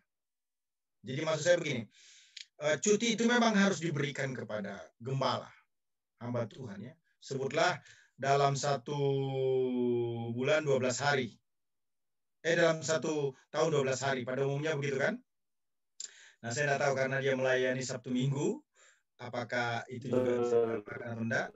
Tetapi minimalkan dia dapat cuti 12 hari ya. 12 hari dia bisa meninggalkan pelayanan karena itu menjadi haknya. Rata-rata kan begitu kan. Nah, saya kira ketika dia tidak bisa menggunakan haknya itu, ya gereja juga harus fair. Next year-nya dia sebutlah 12 hari itu kepake, dia bisa memanfaatkan 24 hari. Itu normal. Tetapi memang kalau seseorang sudah mengambil keputusan untuk menjadi hamba Tuhan, maka fashionnya ataupun juga yang disebut dengan hati nuraninya yang berempati itu tetap harus menonjol ya, dibanding dengan kepentingan dirinya sendiri. Kenapa? Karena memang dia terlatih dan diperuntukkan untuk itu. Dia bukan karyawan yang datang jam 8 pulang jam 5. Tapi dia memang memberikan hidupnya untuk pelayanan, walaupun tidak 24 jam, ya, tetapi dia harus mengutamakan kepentingan umat itu dibanding dengan kepentingan diri sendiri. Semua saya kira bisa dibicarakan. Nah, ketika itu terjadi menjadi sesuatu yang nyata di dalam pelayanan, yang saya mau sampaikan dalam kesempatan ini, ya tidak masalah kalau dia itu dipanggil kemudian diberikan semacam nasihat. Pengingatan saja, pengingatan. Kenapa kalau hamba Tuhan ini dimarah-marahin kan juga dia merasa tersinggung. Terima kasih. Terima kasih Pak Anas. Terima kasih. Terima kasih Pak Dr. Cornelis, Pak Dr. Anas. Silakan yang langsung bertanya, Bapak Ibu, waktu dan tempat tersedia, silakan. Ya, salam. Shalom. Ya, Shalom. senang sekali. Malam hari ini, terima kasih untuk materi pemimpin yang bertanggung jawab. Nah, ini ada pengalaman nih Pak, boleh cerita ya. Silakan Bu Sri. Iya, saya punya pemimpin ya, pemimpin saya lah. Ya, saya tidak usah sebutkan. Ya memang dia itu bertanggung jawab, bagus pekerjaannya, bagus. Kemudian apakah bertanggung jawab itu hanya hal-hal yang besar saja? Hal-hal yang kecil itu apakah harus disepelekan atau diabaikan? Contohnya suatu saat kami ada janji bahwa kami akan pergi. Kemudian pada harinya kami menghubungi apakah jadi pergi atau tidak. Ya, ternyata itu melalui WA tidak dibalas, telepon juga tidak dibalas. Akhirnya tidak diangkat. Akhirnya saya mengambil keputusan untuk pergi sendiri. Ya tanpa persetujuan karena tidak dijawab. Ya padahal kan sudah berjanji. Nah, sampai pada esoknya itu pun tidak ada istilahnya itu konfirmasi bahwa kemarin mungkin saya tertidur, kemarin mungkin saya sibuk atau tidak bisa mengantar karena ada masalah halangan dan lain sebagainya. Itu bagaimana Pak? Apakah itu disebut pemimpin yang bertanggung jawab, yang komunikatif dan lain sebagainya Pak? Terima kasih Bu. Ya ini kalau bisa saya sebut error dalam kepemimpinan lah ya. Error dalam kepemimpinan. Ada banyak hal yang perlu kita lihat kenapa dia tidak menjawab SMS dan tidak mengangkat telepon. Itu satu, dia merasa bersalah. Bisa saja begitu. Dan dia tidak tahu argumentasi apa yang harus disampaikan. Kalau dia bohong, dia juga merasa lebih berdosa lagi. Tetapi dia sudah melakukan kesalahan ya. Kemudian yang kedua, mungkin dia butuh waktu untuk pembentukan karakter yang lebih gentle lagi. Ada memang orang jadi pemimpin itu selalu mengambil posisi posisi aman. Posisi aman itu artinya gini, dia selalu ada pada posisi yang menguntungkan. Dia selalu ada pada posisi yang di mana orang menyetujui. Walaupun itu sebenarnya bukan yang terbaik. Gitu ya. Beda dengan orang yang berani mengambil keputusan tidak menjadi populer, berani mengambil keputusan yang penuh resiko dan tidak terbantu, ya. Disebabkan karena apa? Dia mempertahankan idealisme sebagaimana patutnya seorang pemimpin. Nah, saya kira tidak ada dua Bu ya. Yang pertama, dia merasa bersalah dan bingung harus berbuat apa, gimana caranya. Bisa begitu. Yang kedua itu bisa memang dia butuh waktu untuk pembentukan karakter itu supaya menjadi lebih responsibility ya. Begitu. Saya kira kalau masalah ya. Kalau menurut saya sih Pak ya, seorang pemimpin itu ya harus bisa mengatasi masalah. Maksudnya apakah jawabannya iya atau tidak, itu kan ada alasan-alasan tertentu yang harus disampaikan. Seharusnya kan seperti itu Pak. Jadi jangan membuat itu kita jadi bertanya-tanya dan menghilangkan kredibilitasnya gitu loh Pak. Jadi kita kan jadi susah percaya begitu Pak. Akhirnya bingung Iya. juga. Iya Ya, Pak. saya pernah mengalami hal yang sama seperti Ibu. Saya diundang ke Kalimantan, tapi tidak di Balikpapan, tapi harus sampai ke satu tempat yang lebih jauh lagi, butuh 12 jam. Sampai di Balikpapan, saya mau menuju tempat itu. Ditelepon dari diangkat, di SMS dari balas. Apa yang harus saya lakukan? Ya, saya tidak datang.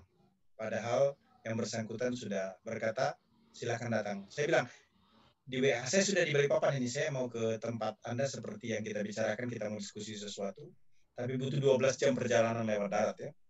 Tapi beliau enggak, enggak mau berespon. Nah, tapi menarik. Ada istilah yang mungkin Ibu perlu gunakan, tapi juga tidak harus. Perlu dipikirkannya. Orang begitu sumbunya pendek. Itu teman saya ngomong begitu. Saya bilang, kenapa kamu berkata begitu? Iya, sumbunya pendek. Kenapa dikatakan sumbunya pendek? Karena dia tidak berpikir dampak-dampak dari apa yang dia putuskan. Karena sumbu pendek, maka lampu mati, artinya tidak bisa terkonek dengan lebih baik lagi, lebih lama lagi dengan orang lain. Dia berkata, Pak, orang yang model begitu sumbunya pendek. Ya. Tapi seharusnya Pak harusnya kan ya paling tidak itu apa salah kalau pemimpin itu minta maaf begitu Pak. Maksudnya minta maaf karena mungkin kemarin tidak sempat begini, tidak inilah ada alasan begitu. Apakah pemimpin itu tidak boleh meminta maaf sama bawahan? Mungkin dia butuh waktu yang tepat. Sekarang mungkin belum, tapi saya percaya minimal waktu Natal dia datang minta maaf, kan minal aidin wal faizin. Tapi yang herannya Pak, biasa-biasa aja gitu, seperti tidak ada masalah. Nah, itu yang saya tanya-tanya. Iya. Iya, Pak. Terima kasih, Pak, atau lain mungkin dia sudah lupa tentang masalah itu, bisa saja. Mungkin kalau Ibu ingin supaya seret, damai dan tenang, penuh sukacita, perlu diajak bicara tapi dalam kondisi suasana yang berbeda. Lagi senang-senang, ceritanya gimana waktu itu, kenapa kok dibalas ya? Tapi ya sambil rileks begitu ya, jangan dalam kondisi yang formal. Nah, di situ Ibu akan mendapatkan jawaban dan Ibu akan merasa tenang. Tapi gitu ya? Saya orangnya pemaaf, Pak. Saya tuh enggak ada masalah. Ya udahlah, anggap aja itu tidak pernah terjadi begitu. Puji Tuhan, puji Tuhan. Ya, terima kasih. Ya, terima kasih, Pak. Ya, terima kasih Ibu Sri. Anas, saya masuk, Pak Anas. Silakan. Ya, saya kira kita juga harus berpikir luas ya. Jangan hanya melihat seperti itu, karena kemungkinan besar ini kan masalah komunikasi. Jadi bisa saja pada waktu Ibu Sri tadi itu ya menelpon, teleponnya mungkin sedang dalam posisi yang agak jauh ya, sehingga dia tidak dengar, atau mungkin sedang dicas, atau mungkin juga sedang hilang teleponnya, diambil orang. Jadi banyak faktor. Jadi itu juga sering terjadi.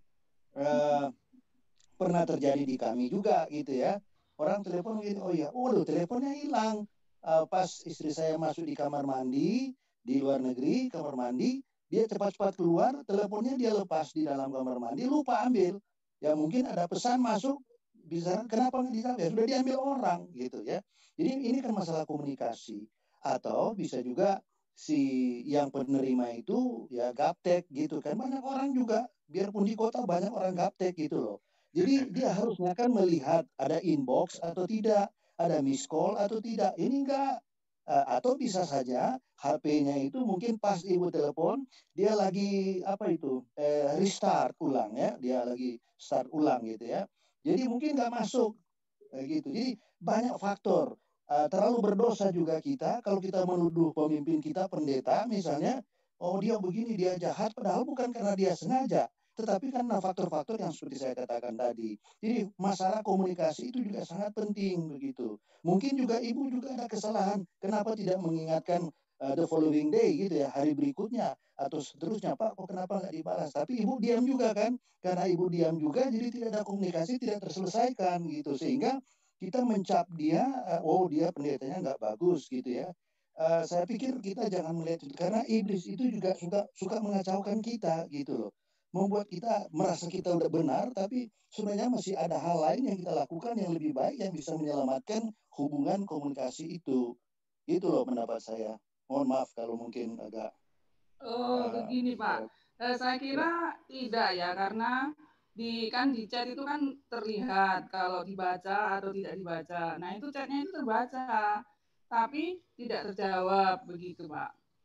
Mungkin dia termasuk klasifikasi pendeta pelupa kali, PP gitu ya, jadi suka pelupa gitu ya, atau PC gitu, pendeta cuek gitu. Jadi mungkin itu Pak, kalau PC itu mungkin Pak, ya mungkin PC. Ya, terima kasih Pak. Gitu. Tapi dari saya melihat angle yang baik juga. Begini, sejelek-jeleknya, sekurang-kurangnya, selemah-lemahnya, senegatif-negatifnya, seorang pelayan itu sudah jauh lebih baik. Kenapa? Dia sudah mengambil keputusan untuk menyerahkan diri kepada Tuhan. Mungkin dia butuh waktu untuk berbenah diri akan hal tertentu supaya bisa menjadi lebih baik lagi. Mengapa saya katakan demikian? Karena keputusan menjadi hamba Tuhan itu adalah keputusan yang luar biasa. Kalau nasihat Paulus itu apa? Keputusan menjadi penatua itu merupakan keputusan yang indah, keputusan yang baik. Ya, kita perlu mendoakan, kita perlu membantu dia, memberi kesempatan, dan juga mungkin menasihati. Namanya juga pelayan kan butuh waktu. Tapi menurut saya, keputusan menjadi pelayan dengan segala keterbatasan kelemahannya, itu sudah keputusan yang sangat baik. Atau juga Tuhan mau menguji ibu itu, mau menguji kesabaran ibu gitu loh. Bisa juga terjadi kan.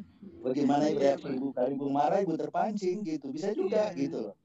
Jadi ya kita ya namanya pelayan Tuhan yang mesti panjang sabar gitu. Iya Pak. Seperti yang dijelaskan tadi, harus panjang sabar, menjadi teladan lah. Banyak sabar. Iya. Terima kasih. Ya, terima kasih Pak Edwin dan Ibu Sri. Selanjutnya ke host kita. Selamat malam Pak. Mari Pak Maxel. Ya, saya Pak. Saya cuma mau sampaikan bahwa terkadang kita sebagai hamba Tuhan belum sadar, belum menyadari diri bahwa kita adalah hamba Tuhan atau gembala. Kadang kita memposisikan diri kita sebagai pemimpin besar dan bos. Padahal kalau kita sadar sungguh bahwa kita adalah gembala dan hamba, kita harus tahu bahwa bos kita itu adalah Tuhan, dan kalau di dalam lingkaran jemaat, yaitu jemaat itu adalah bosnya kita. Tugas kita melayani mereka. Nah sekarang kalau misalnya seorang hamba Tuhan selalu hidup dengan dalil, karena memang tren kita di Indonesia ini kan kebanyakan dalil. Kalau kita sudah membangun sebuah kesepakatan dengan Tuhan dan dengan organisasi, maka saya pikir bahwa kita sebagai pemimpin kita harus cerdas dalam sistem administrasi, secara khusus waktu-waktu kapan kita harus beristirahat, waktu kapan. Jadi time schedule-nya kita harus jelas. Jangan sampai segala sesuatu itu menjadi rancu dan pada akhirnya kita hidup dalam kondisi berdalil begitu. Sebab kadang-kadang karena satu orang punya perbuatan, kita semua kena bencana dengan nama besar hamba Tuhan. Oh, hamba Tuhan dalam dunia milenial, dan hamba Tuhan dalam konteks pandemik seperti gini punya karakter itu sudah berbeda. Loh, hamba Tuhan satu makan nangka semua kena getah. Padahal tidak semua hamba Tuhan seperti itu. Nah, ini harus kita sadari diri bahwa kita harus tahu bahwa kita itu hamba. Kita itu pelayan. Jangan hidup dengan 1100 macam alasan. Konsekuensi membangun sebuah perjanjian dengan Allah itu berarti kita sudah tahu segala-galanya harus diperuntukkan untuk sebuah pelayanan. Betul, keluarga itu penting. Tapi pemimpin yang hebat, pemimpin yang besar, dia harus cerdas di dalam memanage waktu. Supaya segala sesuatu jangan hidup dalam sebuah alasan. Kalau misalnya alasan klise handphone ini, handphone itu sudah cerita lama. Cerita lama yang sering terjadi. Dan kalau kita hamba Tuhan pakai istilah seperti itu, susah. Nah, kalau kita sampai hamba Tuhan bilang kita tidak bisa mengoperasionalkan handphone, sorry, ini dunia sudah sangat canggih. Kalau sampai saat ini seorang hamba Tuhan tidak bisa mengoperasionalkan handphone, berarti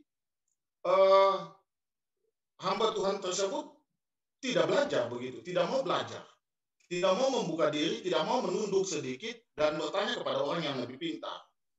Jadi jangan kita menganggap bahwa pemimpin itu kita sudah hebat, lalu tidak tunduk ke bawah untuk bertanya kepada orang yang lebih pintar daripada kita.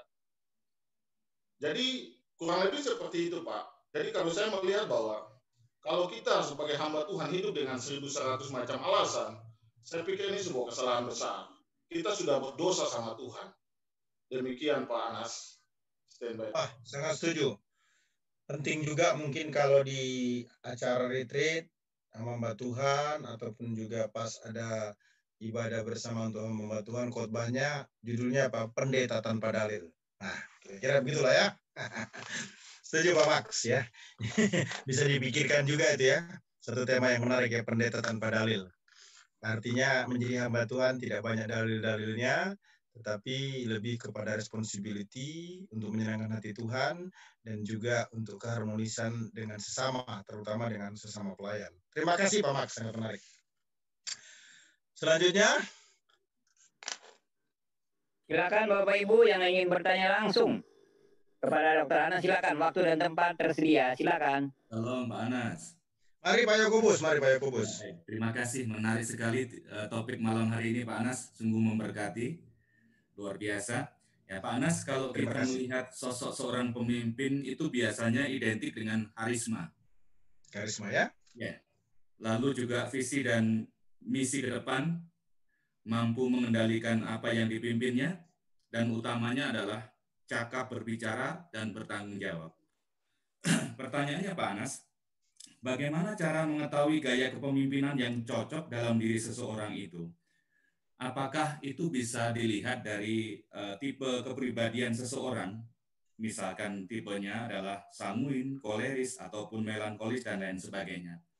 Mengingat bahwa pemimpin yang efektif itu adalah mereka yang mampu menyesuaikan gaya mereka dengan melihat situasi dan kondisi yang sedang mereka hadapi. Jadi apakah gaya kepemimpinan seseorang yang cocok dengan kepribadian itu relevan, Pak? Terima kasih. Sangat menarik sekali pertanyaannya ya, bagus sekali ya. Kepribadian tentu tidak bisa dipisahkan. Karakter seseorang itu tidak bisa automatically hilang setelah dia menerima Yesus Kristus. Contohnya saya karena lahir sebagai orang percaya di mana bapak rohani saya itu adalah seorang penginjil, begitu ya. 3 tahun saya bersama-sama dengan dia, khotbahnya selalu khotbah tentang penginjilan, maka di dalam pelayanan itu saya sangat dipengaruhi dengan menjadi seorang pengkhotbah, penginjil. Itu bicara tentang kepribadian. Nah, di samping itu juga ya hidup saya keras gitu ya. Setelah saya terima Yesus sebagai Tuhan dan Juru Selamat pribadi, sampai hari ini keras dalam arti apa? Berjuang terus, ya, berjuang terus, seolah-olah belum ada habis-habisnya ya. Terus berjuang, dan saya juga kalau menasihati anak-anak saya sama, ya, betapa pentingnya melihat selalu ada kemungkinan dari ketidakmungkinan. Mengapa saya katakan demikian? Karena itu saya melewatinya ya. Mulai saya kuliah S1, S2, S3, hampir dapat dikatakan ini semua adalah sesuatu yang tidak mungkin menjadi mungkin. Hanya merupakan panggilan dan juga merupakan keyakinan, maka semua bisa selesai. Kenapa?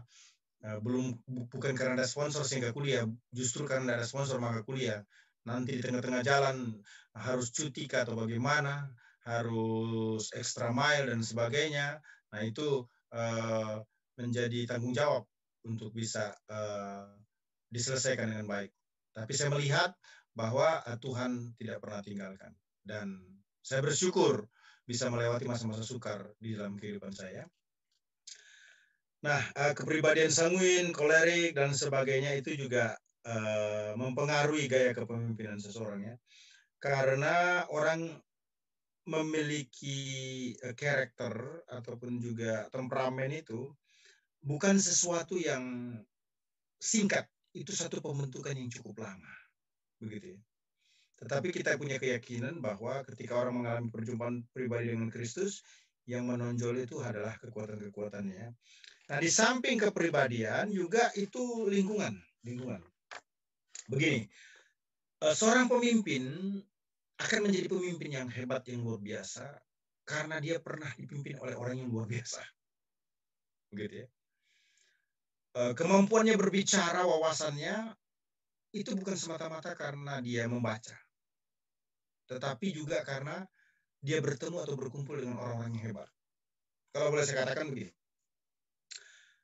kedahsyatan di dalam kepemimpinan itu tidak muncul tiba-tiba, melainkan pergumulan yang panjang, yang sebelumnya orang itu telah melihat adanya satu pattern ataupun pola.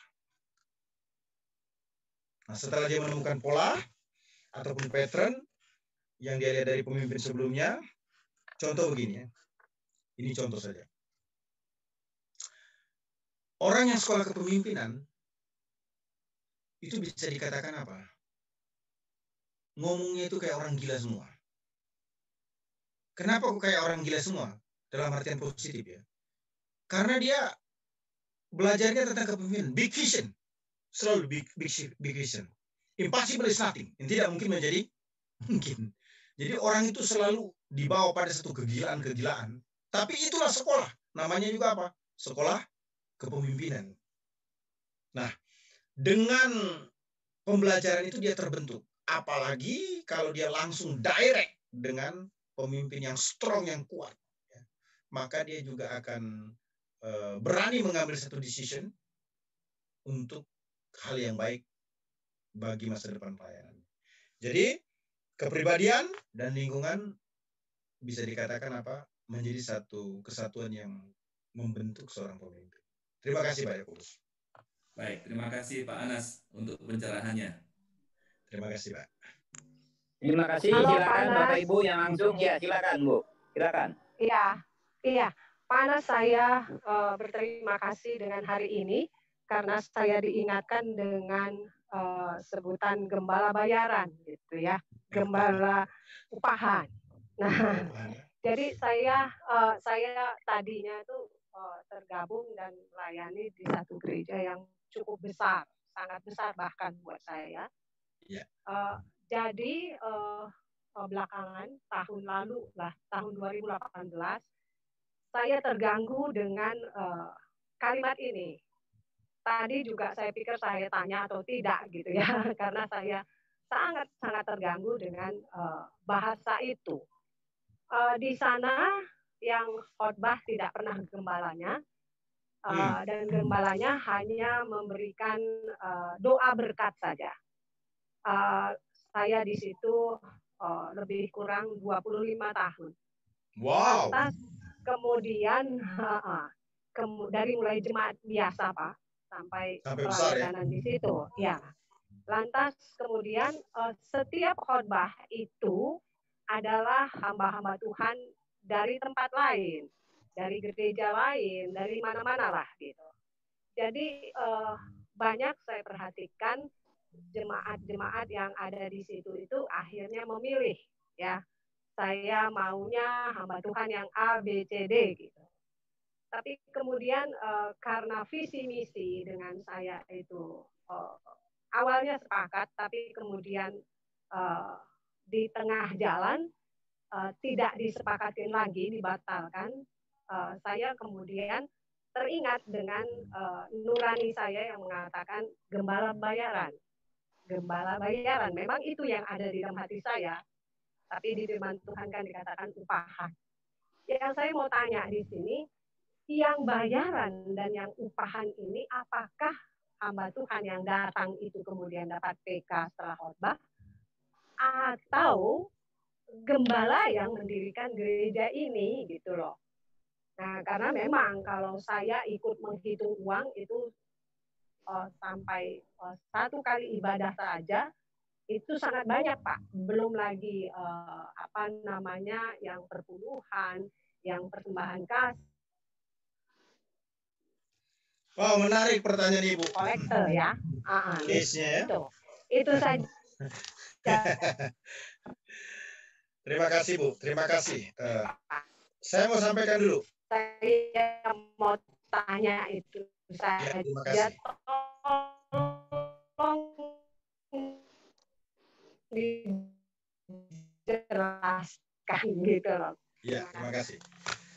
Yang pertama saya mau sampaikan, kalau dia sudah dilantik sebagai gembala, tanggung jawab seorang gembala itu yang memberikan makan bagi domba-dombanya. Jadi dia harus berkhotbah, tidak bisa tidak. Apalagi Sunday service. Bukankah itu waktu terbaik bertemu dengan umat, di mana seorang gembala harus menyampaikan pesan-pesan spiritual kepada umat yang dilayani. Begitu, kecuali gembalanya sakit. Begitu ya. Nah,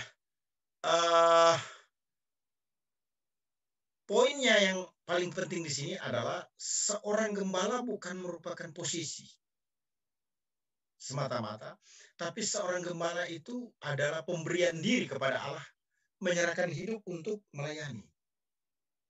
Bukan posisi, tetapi lebih kepada penyerahan diri untuk mengambil komitmen melayani Tuhan. Nah, salah satunya adalah berkhotbah. Nah, kecuali dalam kebaktian itu, sebutlah ada 5 kali kebaktian. Di Sunday service, mungkin dia 1 kali saja, yang lain tamu. Nah, itu masih bisa dipahami lah ya. Tapi kalau dia tidak pernah berkhotbah, waduh, justru kita menjadi bingung. Kenapa bisa terjadi begitu? Kemudian, setuju tidak setuju, terima dulu lah ya. Mengundang orang lain untuk berkhotbah di lokal church itu bagus. Tetapi hemat saya ada hal lain yang perlu dipertimbangkan. Kalau sering sekali, itu juga kurang bagus. Kenapa? Kalau gereja itu besar, maka tim penggembalanya pasti ada. Tidak mungkin tidak ada tim penggembalaan.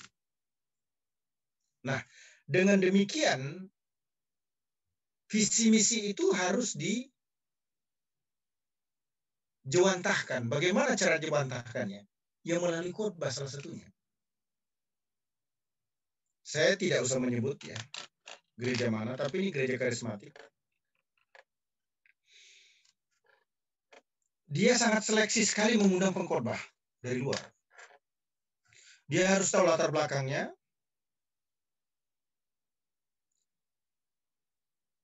dan potensinya. Kenapa? Karena gereja ini sudah punya tema-tema, begitu ya, yang harus mengikuti tema tersebut. Jadi setiap khotbah diarahkan pada tema-tema. Nah, kalaupun ada pengkhotbah dari luar, temanya harus sama, tidak boleh berbeda. Nah, saya mau tanya sekarang, kalau pengkhotbah itu yang diundang setiap minggu, saya yakin bahwa pengkhotbah itu besar kemungkinannya berkhotbah sesuai dengan keinginannya sendiri. Dalam artian, sebutlah tanda kutip, Roh Kudus pimpin saya khotbah ini sehingga saya khotbah ini. Gitu kan? Bukan lagi pada visi-visi yang sudah ditetapkan. Nah, ini gereja mau dibawa kemana ini? Kan tidak bisa. Nah, jadi maksud saya, pengkhotbah sudah sepatutnya mendapatkan love gift. Persembahan kasih, apalah namanya, ayapan dan sebagainya. Dalam konteks kewajaran. Begitu ya? Nah, yang kedua, gembala harus tetap menggembalakan. Salah satunya adalah berkhotbah. Saya tidak tahu kenapa dia tidak bisa berkhotbah. Apa karena masalah fisik atau masalah kapasitas? Kalau masalah kapasitas, itu bisa di-equip, bisa dibantu ya. Saya kira begitu, Bu. Oke, terima kasih Pak. Tapi sebenarnya ya, tadi dari klasifikasi yang Bapak jelaskan memang banyak sekali yang tidak memenuhi syarat sebenarnya gitu. Tapi luar biasa gereja itu besar sekali, 6 kali kebaktian setiap hari Minggu gitu. Disebut tim penggembalaan, ya memang ada waktu itu gitu. Tapi setelah ada seorang gembala wilayah atau cabang meninggal, setelah itu sudah tidak seperti itu lagi. Bahkan seperti tadi Bapak bilang, tema-tema sudah ditetapkan memang, tapi kemudian dibatasin seperti mengenakkan telinga begitu. Nah, itu saja sih sebenarnya. Oh jadi, ya. Jadi saya memang tadi pertanyaan saya sebenarnya gembala bayaran itu sebenarnya gembala upahan itu sebenarnya seperti apa? Memang Bapak tadi sudah jelaskan, saya sudah cukup mengerti karena memang dari contoh yang Bapak beri dan juga firman Tuhan itu sudah sangat membimbing kita semua sebenarnya seperti apa seorang gembala gitu. Hanya memang sangat mengganggu gitu di hati dan batin saya karena gereja itu cukup sangat besar gitu. Cukup sangat besar. Dan jadi upahan itu jadi buat saya mungkin jelas gitu, tapi secara realnya upahan itu yang mana gitu. Kalau memang khotbah di tempat lain memang jujur saya juga menerima PK ya kan.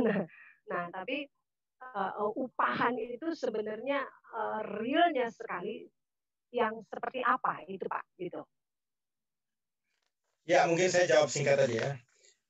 Yang disebut upahan itu adalah satu tindakan di dalam pelayanan di mana setiap orang sudah bertindak di luar aturan ataupun batas yang semestinya. Ya, artinya dia mengukur segala sesuatu dari uang. Begitu ya. Uang dalam artian dalam hal ini yang saya maksudkan adalah ketidakmampuan orang itu memahami kondisi-kondisi tertentu yang kadang-kala memang tidak semuanya bisa berjalan normal. Begitu ya. Kerja tugas tanggung jawab yang extra mile dia tidak mau terima, kemudian love gift yang mungkin tidak terlalu besar atau tidak sama di tempat lain karena faktor kurangnya jemaat dia tidak bisa paham, tidak bisa terima. Nah itu juga bagian daripada yang bisa dipahami sebagai gembala upahan. Fokusnya adalah bagaimana seorang pelayan itu mengukur dirinya lebih dibanding semestinya dari apa yang dia dapatkan. Itu yang saya sebut sebagai apa?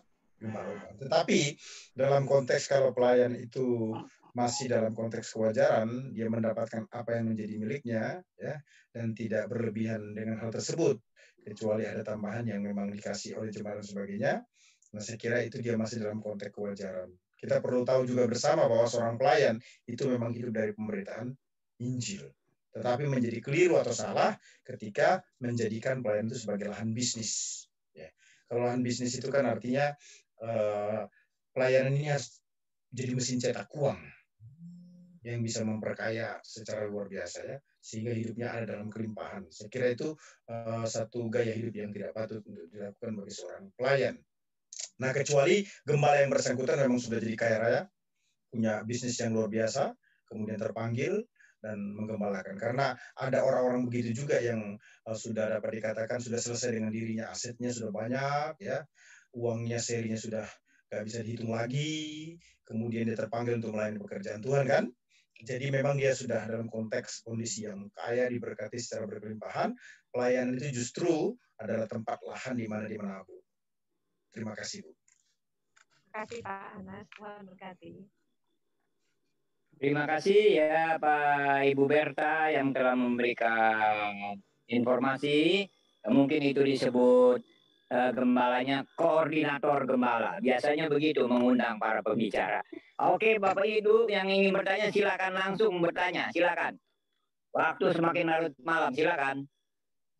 Oh, Dr. Anas. Ya, shalom, shalom, shalom. Ya, terima kasih Pak. Sangat menarik mengikuti apa yang kita bahas pada malam hari ini berkaitan secara khusus mengenai gembala. Saya ingin bertanya Pak tentang bagi saya secara sederhana bahwa gembala itu adalah seorang penuntun, pembimbing yang membawa baik itu umat, bahkan siapa saja, bahkan mungkin termasuk pemimpin dari gembala itu sendiri untuk ada pada jalan yang benar. Itu sederhananya bagi saya.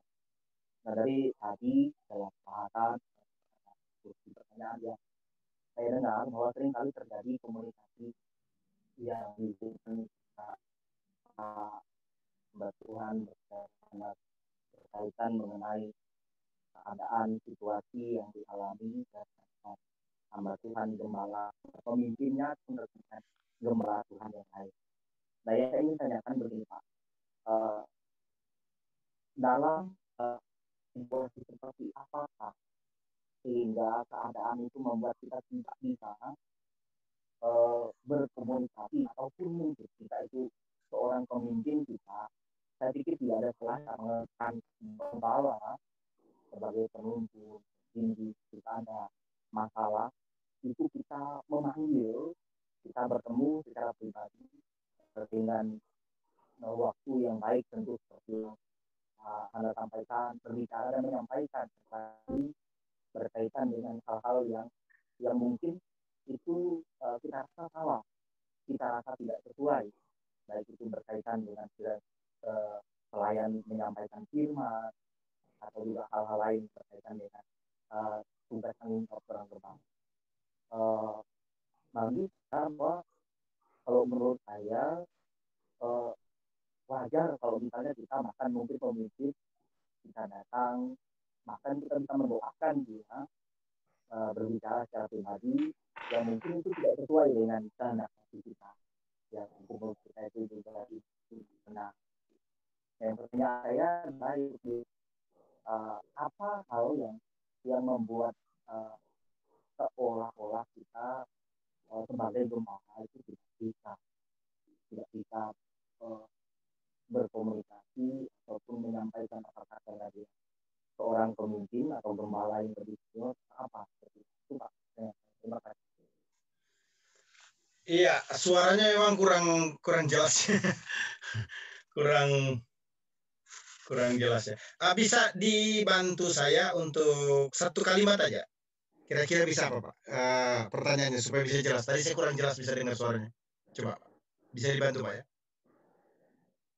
Pak, pertanyaan saya adalah apakah salah jika misalnya jika ada sesuatu yang kita lihat dari rekan gembala atau pemimpin kita sekalipun, kalau kita bertemu dan kemudian menyampaikan secara langsung pendapat kita, pandangan kita, sebab kita juga adalah gembala yang sederhananya adalah kita juga diberi tugas oleh Tuhan untuk menuntun, memimpin bahkan siapapun, bahkan mungkin itu rekan-rekan hamba Tuhan yang menurut kita itu sudah tidak sesuai dengan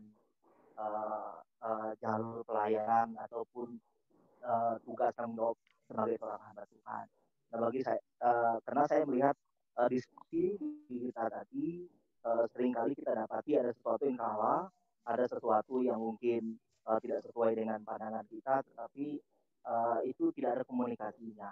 Sebab itu pertanyaan saya adalah apa yang membuat kita tidak bisa, karena kita semua adalah gembala, tidak bisa mengambil peran kita untuk datang berkomunikasi dan juga berbicara mengenai hal itu. Terima kasih.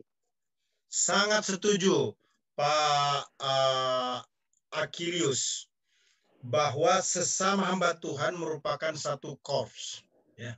Apalagi kalau ada dalam satu denominasi yang sama ya.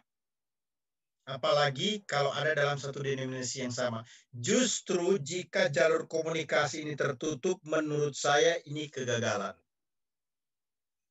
kegagalan itu bukan hanya kepada orang yang salah, tetapi kegagalan itu juga kita sebagai teman atau sahabat. Kenapa? Karena kita mendiamkan, ya. Jangan banyak bicara. Nanti satu kejadian fatal sudah terjadi. Lebih baik, ya, yang fatal itu tidak terjadi, tetapi kita sudah mengkomunikasikannya. Bahkan mungkin menurut saya, ya, masih jauh lebih baik sesama pelayan, ya, ada konflik-konflik kecil, sebutlah begitu ya, yang terjadi karena pencegahan terhadap sesuatu yang lebih buruk ke depan. Walaupun ini kelihatannya tidak enak. Ada ayat berkata manusia menajamkan sesamanya. Bahwa kasih itu tidak pura-pura.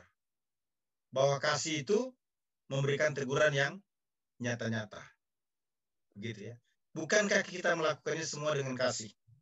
Saya tahu, apalagi kalau kita satu level, ketika memberikan saran atau nasihat, terkadang memang susah diterima. Karena siapa lu, kita sama kok. Begitu ya. Tetapi jika itu memang menjadi penting, harus segera, saya kira perlu membangun komunikasi. Tapi kalaupun masih bisa menunda, minta tolong yang lebih tinggi. Nah, penekanan saya begini. Daripada kehancuran itu terjadi, lebih baik komunikasi dibangun walaupun tidak berjalan dengan mulus. Itu masih jauh lebih baik. Ingat, ada banyak hamba-hamba Tuhan yang hancur, jatuh. Oleh karena apa? Tidak ada orang yang berani bicara kepadanya. Tidak ada orang yang memberi nasihat kepadanya. Tidak ada orang yang berani menegur dia dengan nyata-nyata. Ketika dia jatuh, tidak ada orang juga yang menolong dia untuk mengangkatnya kembali. Wow, itu berat sekali. Terutama korps ya. Korps itu, itulah pentingnya kita berorganisasi. Supaya ada yang melihat, melirik, memperhatikan. Bukan hanya menegur, tapi membuka pintu lebar untuk pelayan yang lebih luas lagi. Terima kasih. Terima kasih. Ya, terima kasih. Silakan yang Bapak Ibu ingin bertanya langsung silakan. Ya, Bapak Ibu yang ingin bertanya, waktu telah tersedia, silakan. Ya, Pak Edwin masuk boleh? Mari Pak Edwin, mari Pak Edwin. Ya, terima kasih atas penjelasannya dari pertanyaan tadi Bapak ya. Saya memang selalu berusaha untuk berpikir positif saja. Jangan selalu kita melihat negatif dari seseorang misalnya ya. Karena tidak berarti bahwa segala sesuatu yang kita lihat itu benar adanya di mata Tuhan ya. Jadi kalau misalnya hal yang memang sudah sangat jelas mengarah kepada sesuatu akibat keburukan, jadi saya pikir bisa saja. Tetapi kalau misalnya kita belum tahu betul ya, baru sekedar mungkin kita melihat ada hal yang tidak seperti biasanya terjadi, kemudian itu dipaksakan oleh gembala, kita jangan cepat-cepat menilai gembala itu tidak baik gitu ya. Karena saya membaca, saya baru saja melihat di WA Group ini ada postingan tentang peristiwa di Beirut itu ya. Seorang hamba Tuhan memimpin ibadah, ya belum selesai langsung dia kasih stop, dia suruh pulang semuanya. Begitu. Nah, kalau orang misalnya berpikir, wah ini pendeta nggak benar kok langsung disuruh pulang gitu, bisa saja dia protes, ya kan? Tetapi jangan dulu protes. Kenapa? Ketika dia menyuruh pulang semuanya, ya beberapa menit setelah bubar semuanya, kosong gereja, terjadi ledakan di Beirut. Itu di postingan di WA Group ini gitu ya. Jadi saya baru membaca itu dan saya melihat bahwa tindakan dari pendeta itu tidak biasanya. Jadi kalau boleh dikata menyimpang dari hal yang biasa karena dia memimpin ibadah, tiba-tiba dia berhentikan suruh pulang semuanya. Tetapi itu adalah tindakan yang disuruh Tuhan demikian untuk menyelamatkan umatnya. Jadi kita jangan cepat-cepat menilai, terkecuali memang sudah sangat jelas bahwa tindakan itu sudah mengarah kepada suatu keburukan, bolehlah gitu ya. Tapi janganlah di belakang jangan di belakang orang kita ngomong, tapi bicara langsung kepadanya. Begitu. Karena kita semua pada prinsipnya semua kita punya kesalahan, kita semua banyak dosa juga, banyak. Tidak ada orang yang suci di dunia ini selain daripada Yesus Kristus saja. Kita banyak kekurangan, banyak kelemahan. Mungkin kalau ada yang merasa tidak punya kekurangan, saya mengaku saya banyak dosa, saya banyak salah, saya banyak kekurangan dan kelemahan. Ya, oleh sebab itu kita datang kepada Tuhan dan saya datang kepada Tuhan dan Tuhan mengampuni saya rasakan itu. Dan saya tidak menilai orang dari sisi negatif, saya selalu melihat dari sisi positif, karena saya pernah merasakan bagaimana juga orang menilai saya negatif, begitu ya, banyak melihat. Tapi kita berusaha untuk melihat positif, karena apa? Karena itu tujuan kita semua untuk saling mendukung satu dengan yang lain. Terkecuali seperti yang saya katakan tadi, sudah jelas-jelas ke arah keburukan, bolehlah. Tapi jangan menilai cepat-cepat seorang hamba Tuhan, seorang pemimpin kita itu sudah menyimpang. Karena ada mungkin Tuhan pakai dia dengan cara yang seperti itu untuk suatu kebaikan. Terima kasih Pak Nas, mungkin saya salah. Terima kasih. Lebih dan kurang, mohon maaf.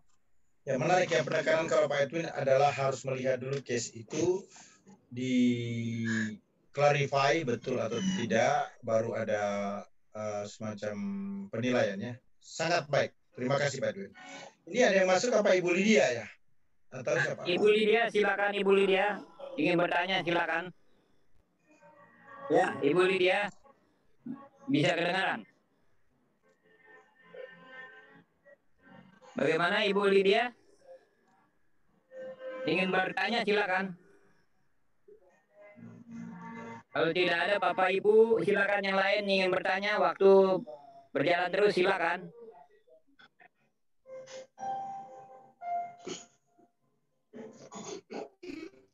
Silakan Pak, yang ingin bertanya. Kalau tidak ada, saya tanya lagi Pak Anas. Boleh. Kita masih ada waktu. Ya, karena topik kita ini tentang kepemimpinan dalam suatu topik yang lebih besar.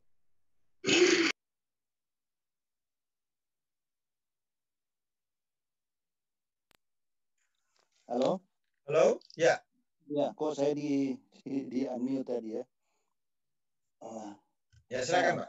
Ya, karena topik besar kita ini kan the purpose driven leadership gitu ya. Jadi pertanyaan saya adalah mana yang lebih kita tekankan gitu ya, apakah tujuan ya, the purpose-nya tujuan atau cara gitu ya. Jadi misalnya begini, apakah kita yang penting mencapai tujuan walaupun cara itu dengan cara-cara yang apapun ya. Jadi teori Machiavelli gitu ya, tujuan menghalalkan cara, atau ya kita walaupun mungkin tujuannya tidak terlalu berhasil tetapi caranya indah gitu. Nah, bagaimana kita lebih mengutamakannya, penekanan ini? Mohon pencerahan. Terima kasih banyak Pak Edwin. Karena Pak Edwin bertanya adalah yang mana lebih utama, maka itu maknanya menurut saya harus memilih satu di antara dua, begitu kan? Maka posisi saya ada pada cara ya. Kenapa? Karena tujuan bukan merupakan segala-galanya. Cara itu jauh lebih bernilai dibanding dengan tujuan. Cara harus benar untuk mencapai satu tujuan. Bukan cara bisa salah yang penting tujuan tercapai. Cara harus benar untuk mencapai satu tujuan. Bukan tujuan harus tercapai sekalipun dengan cara yang salah. Mengapa? Karena kalau kita perhatikan nanti dalam kerajaan 1000 tahun kita dapat namanya mahkota memerintah bersama dengan Kristus dalam kerajaan 1000 tahun itu kan ada namanya motivasi metode mutu. Jadi ada kualifikasi yang harus dipenuhi di mana kita tidak bisa menghindar daripada itu. Jangan selalu berpikir tujuan merupakan segala-galanya. Apalagi ekspektasi yang tinggi ya. Ini kalau pemimpin kan kadang-kala melewatin langit dan bumi, harapan-harapan dan mimpi-mimpinya ya.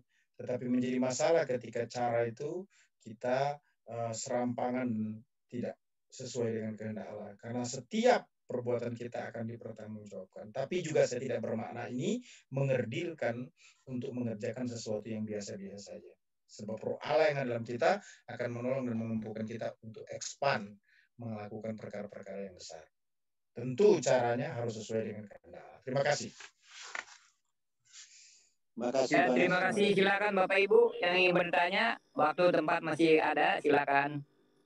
Saya bisa masuk kembali. Ya, silakan. Ya, silakan. Artinya berarti kita walaupun menjadi pemimpin itu tidak bisa terlalu eksis menjadi pemimpin besar, tetapi harus menggunakan cara-cara yang benar, begitu ya Pak ya? Lebih mantap lagi kalau caranya benar dan eksis. Iya, itulah. Tapi kalau memang harus memilih dalam artian tidak bisa eksis karena cara, saya lebih memilih cara. Iya. Terima kasih. Terima kasih Pak. Ya, lanjut Dr. Cornelius, silakan ya, Dr. Cornelius. Silakan Pak Dr. Cornelius. Pak Dr. Anas, saya ingin bertanya kembali. Kalau kita sudah menyerahkan kita sebagai pelayan Tuhan, berarti kan jiwa kita harus benar-benar berserah kepada Tuhan dan melayani. Jiwa pelayanan itu ada pada kita. Nah, kalau kita sudah melayani sebagai seorang manusia, kalau kita melayani dari muda sampai tua, pelayanannya kan hanya itu, misalnya seorang pendeta atau pastor, itu kan seperti yang didiskusikan itu hanya berkhotbah ke sini dan doa sana doa sini. Itu kan mulai dari muda sampai tua. Menurut Bapak, ada nggak suatu kejenuhan kalau kita sudah melayani terlalu lama? Itu Pak yang saya pertanyakan. Terima kasih. Iya, saya bicara diri saya lah ya, jangan bicara orang lain lah ya. Kalau jenuh sih enggak, kalau capek iya. Ya, ada capek juga, tapi kalau jenuh enggak. Kenapa? Karena ini passionnya selalu ada gitu ya, selalu ada. Cuma kan tidak mudah seperti yang kita bayangkan. Ada banyak kendala-kendala. Saya terima Yesus sebagai Tuhan dan Juru Selamat pribadi umur 17 tahun. Sejak itu 3 bulan kemudian saya sudah jadi pengkhotbah. Setelah saya terima Yesus 3 bulan, saya sudah jadi pengkhotbah. Walaupun khotbah saya itu menurut saya setelah saya review lagi nggak bagus juga. Kenapa? Khotbahnya keras. Ya. Jangan main judi, masuk neraka. Jangan ngerokok, masuk neraka. Majelis, jangan terlambat ke gereja. Karena kesaksian itu nggak baik. Jadi khotbah-khotbah saya itu apa? Menuding terus. Maklum, baru bertobat kan. Yang dipikirkan selalu kesempurnaan. Dalam prosesnya sampai sekarang umur 47, ya berarti sudah 30 tahun ya. Nggak tahu sampai kapan ini. Nggak tahu sampai kapan. Saya mau sampaikan dengan penuh kerendahan hati saja. Ada masa pelayan Tuhan itu sedikit menyesal mengambil keputusan. Saya pernah mengalami masa-masa itu. Ketika saya tamat S2, saya berpikir, wah sudah terlalu panjang perjalanan saya. Kuliah S1 5 tahun, kuliah S2 4 tahun. Sama praktek, berarti saya sudah habis di bangku kuliah, muter-muter, belajar teologi dan sebagainya berapa tahun? 10 tahun. Kemudian saya membandingkan diri saya dengan teman-teman sekolah minggu, guru-guru sekolah minggu, di mana saya melayani mereka bukan orang-orang yang full time, tapi menjadi volunteer. Hidup mereka jauh lebih baik, lebih enak dibanding dengan diri saya. Begitu ya. Itu pergumulan hamba Tuhan sih ya. Biasanya dalam kondisi tertentu apa? Menyesal mengambil keputusan ini. Kenapa harus full time ya? Kenapa tidak full? Kenapa tidak part time aja? Begitu kan? Namun ketika melihat teman-teman sahabat yang lain yang full time, justru saya melihat ada sesuatu yang lain. Apa itu? Oh, buktinya mereka tetap bertahan karena diberkati Tuhan. Ada dalam pemeliharaan dan cinta Tuhan. Nah, semakin saya ke belakang ini, di usia yang semakin bertambah, sudah tidak muda lagi kan, menurut saya. Karena sudah kepala 4, sudah hampir kepala 5 loh. Saya happy. Happy-nya kenapa? Sudah lama juga pelayanannya. Kemudian berdasarkan kajian teologi yang saya pahami. Konbeng saya banyak juga menurut saya. Konbeng dalam artian begini, sesuatu yang saya tabur yang akan saya dapat nanti untuk memerintah bersama Kristus dalam kerajaan 1000 tahun itu lumayan juga. Saya kalau job waktu khotbah, saya bilang begini, saya nanti kalau ketemu sama Yesus, kemudian diberi kuasa memerintah dalam kerajaan 1000 tahun sebagai raja kecil, jadi ketua RT komplain saya. Saya komplain. Saya tanya tuh malaikat itu, atau yang memberikan jabatan dalam kerajaan 1000 tahun. Saya kok cuma jadi ketua RT doang, nggak salah tuh. Saya dari umur 17 tahun loh melayani Tuhan, sebutlah mati 40-80 tahun. Masa jadi ketua RT dalam kerajaan 1000 tahun? Ini cuma joke aja. Artinya apa? Saya begitu excited, begitu bersemangat di hari-hari yang semakin tua ini, karena saya tahu waktunya tidak lama lagi. Kematian itu akan tiba, dan sebelum kematian itu akan tiba, saya pengen banget menjadi berkat bagi banyak orang. Nah, itu sebabnya, ya mungkin kalau lagi tertekan, lagi desperate, itu manusiawi ya, perlu mengambil waktu libur lah, sesuai dengan kapasitas kemampuan berkat yang Tuhan berikan. Saya kira di Indonesia ini tempatnya luas ya, nggak harus ke luar negeri. Ada banyak tempat-tempat rekreasi, ataupun juga tempat yang bisa kita gunakan untuk istirahat cuti sambil merenung, karena hamba Tuhan juga manusia ya, dia perlu mengambil waktu khusus sendiri, merenung tanpa melakukan aktivitas pelayanan, dan setelah itu fire lagi, artinya on fire lagi, semangat lagi, excited lagi, antusias lagi. Terima kasih Pak.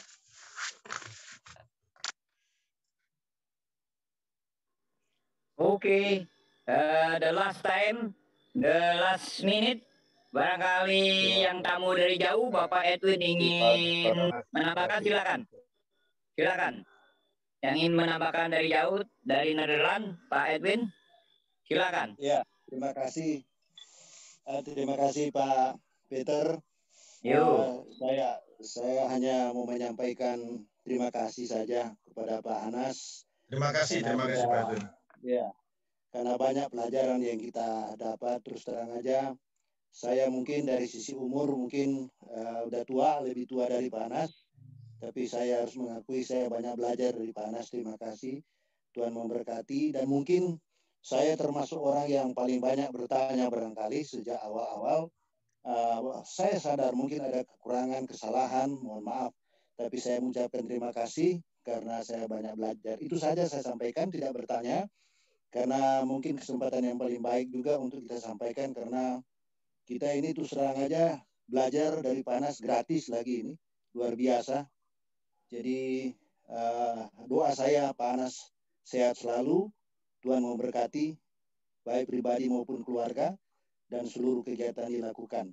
Demikian juga hal yang sama terarah kepada Pak Gunadi sebagai Ketua Sinode CMC, dan Pak Peter sebagai favorit host kita yang luar biasa.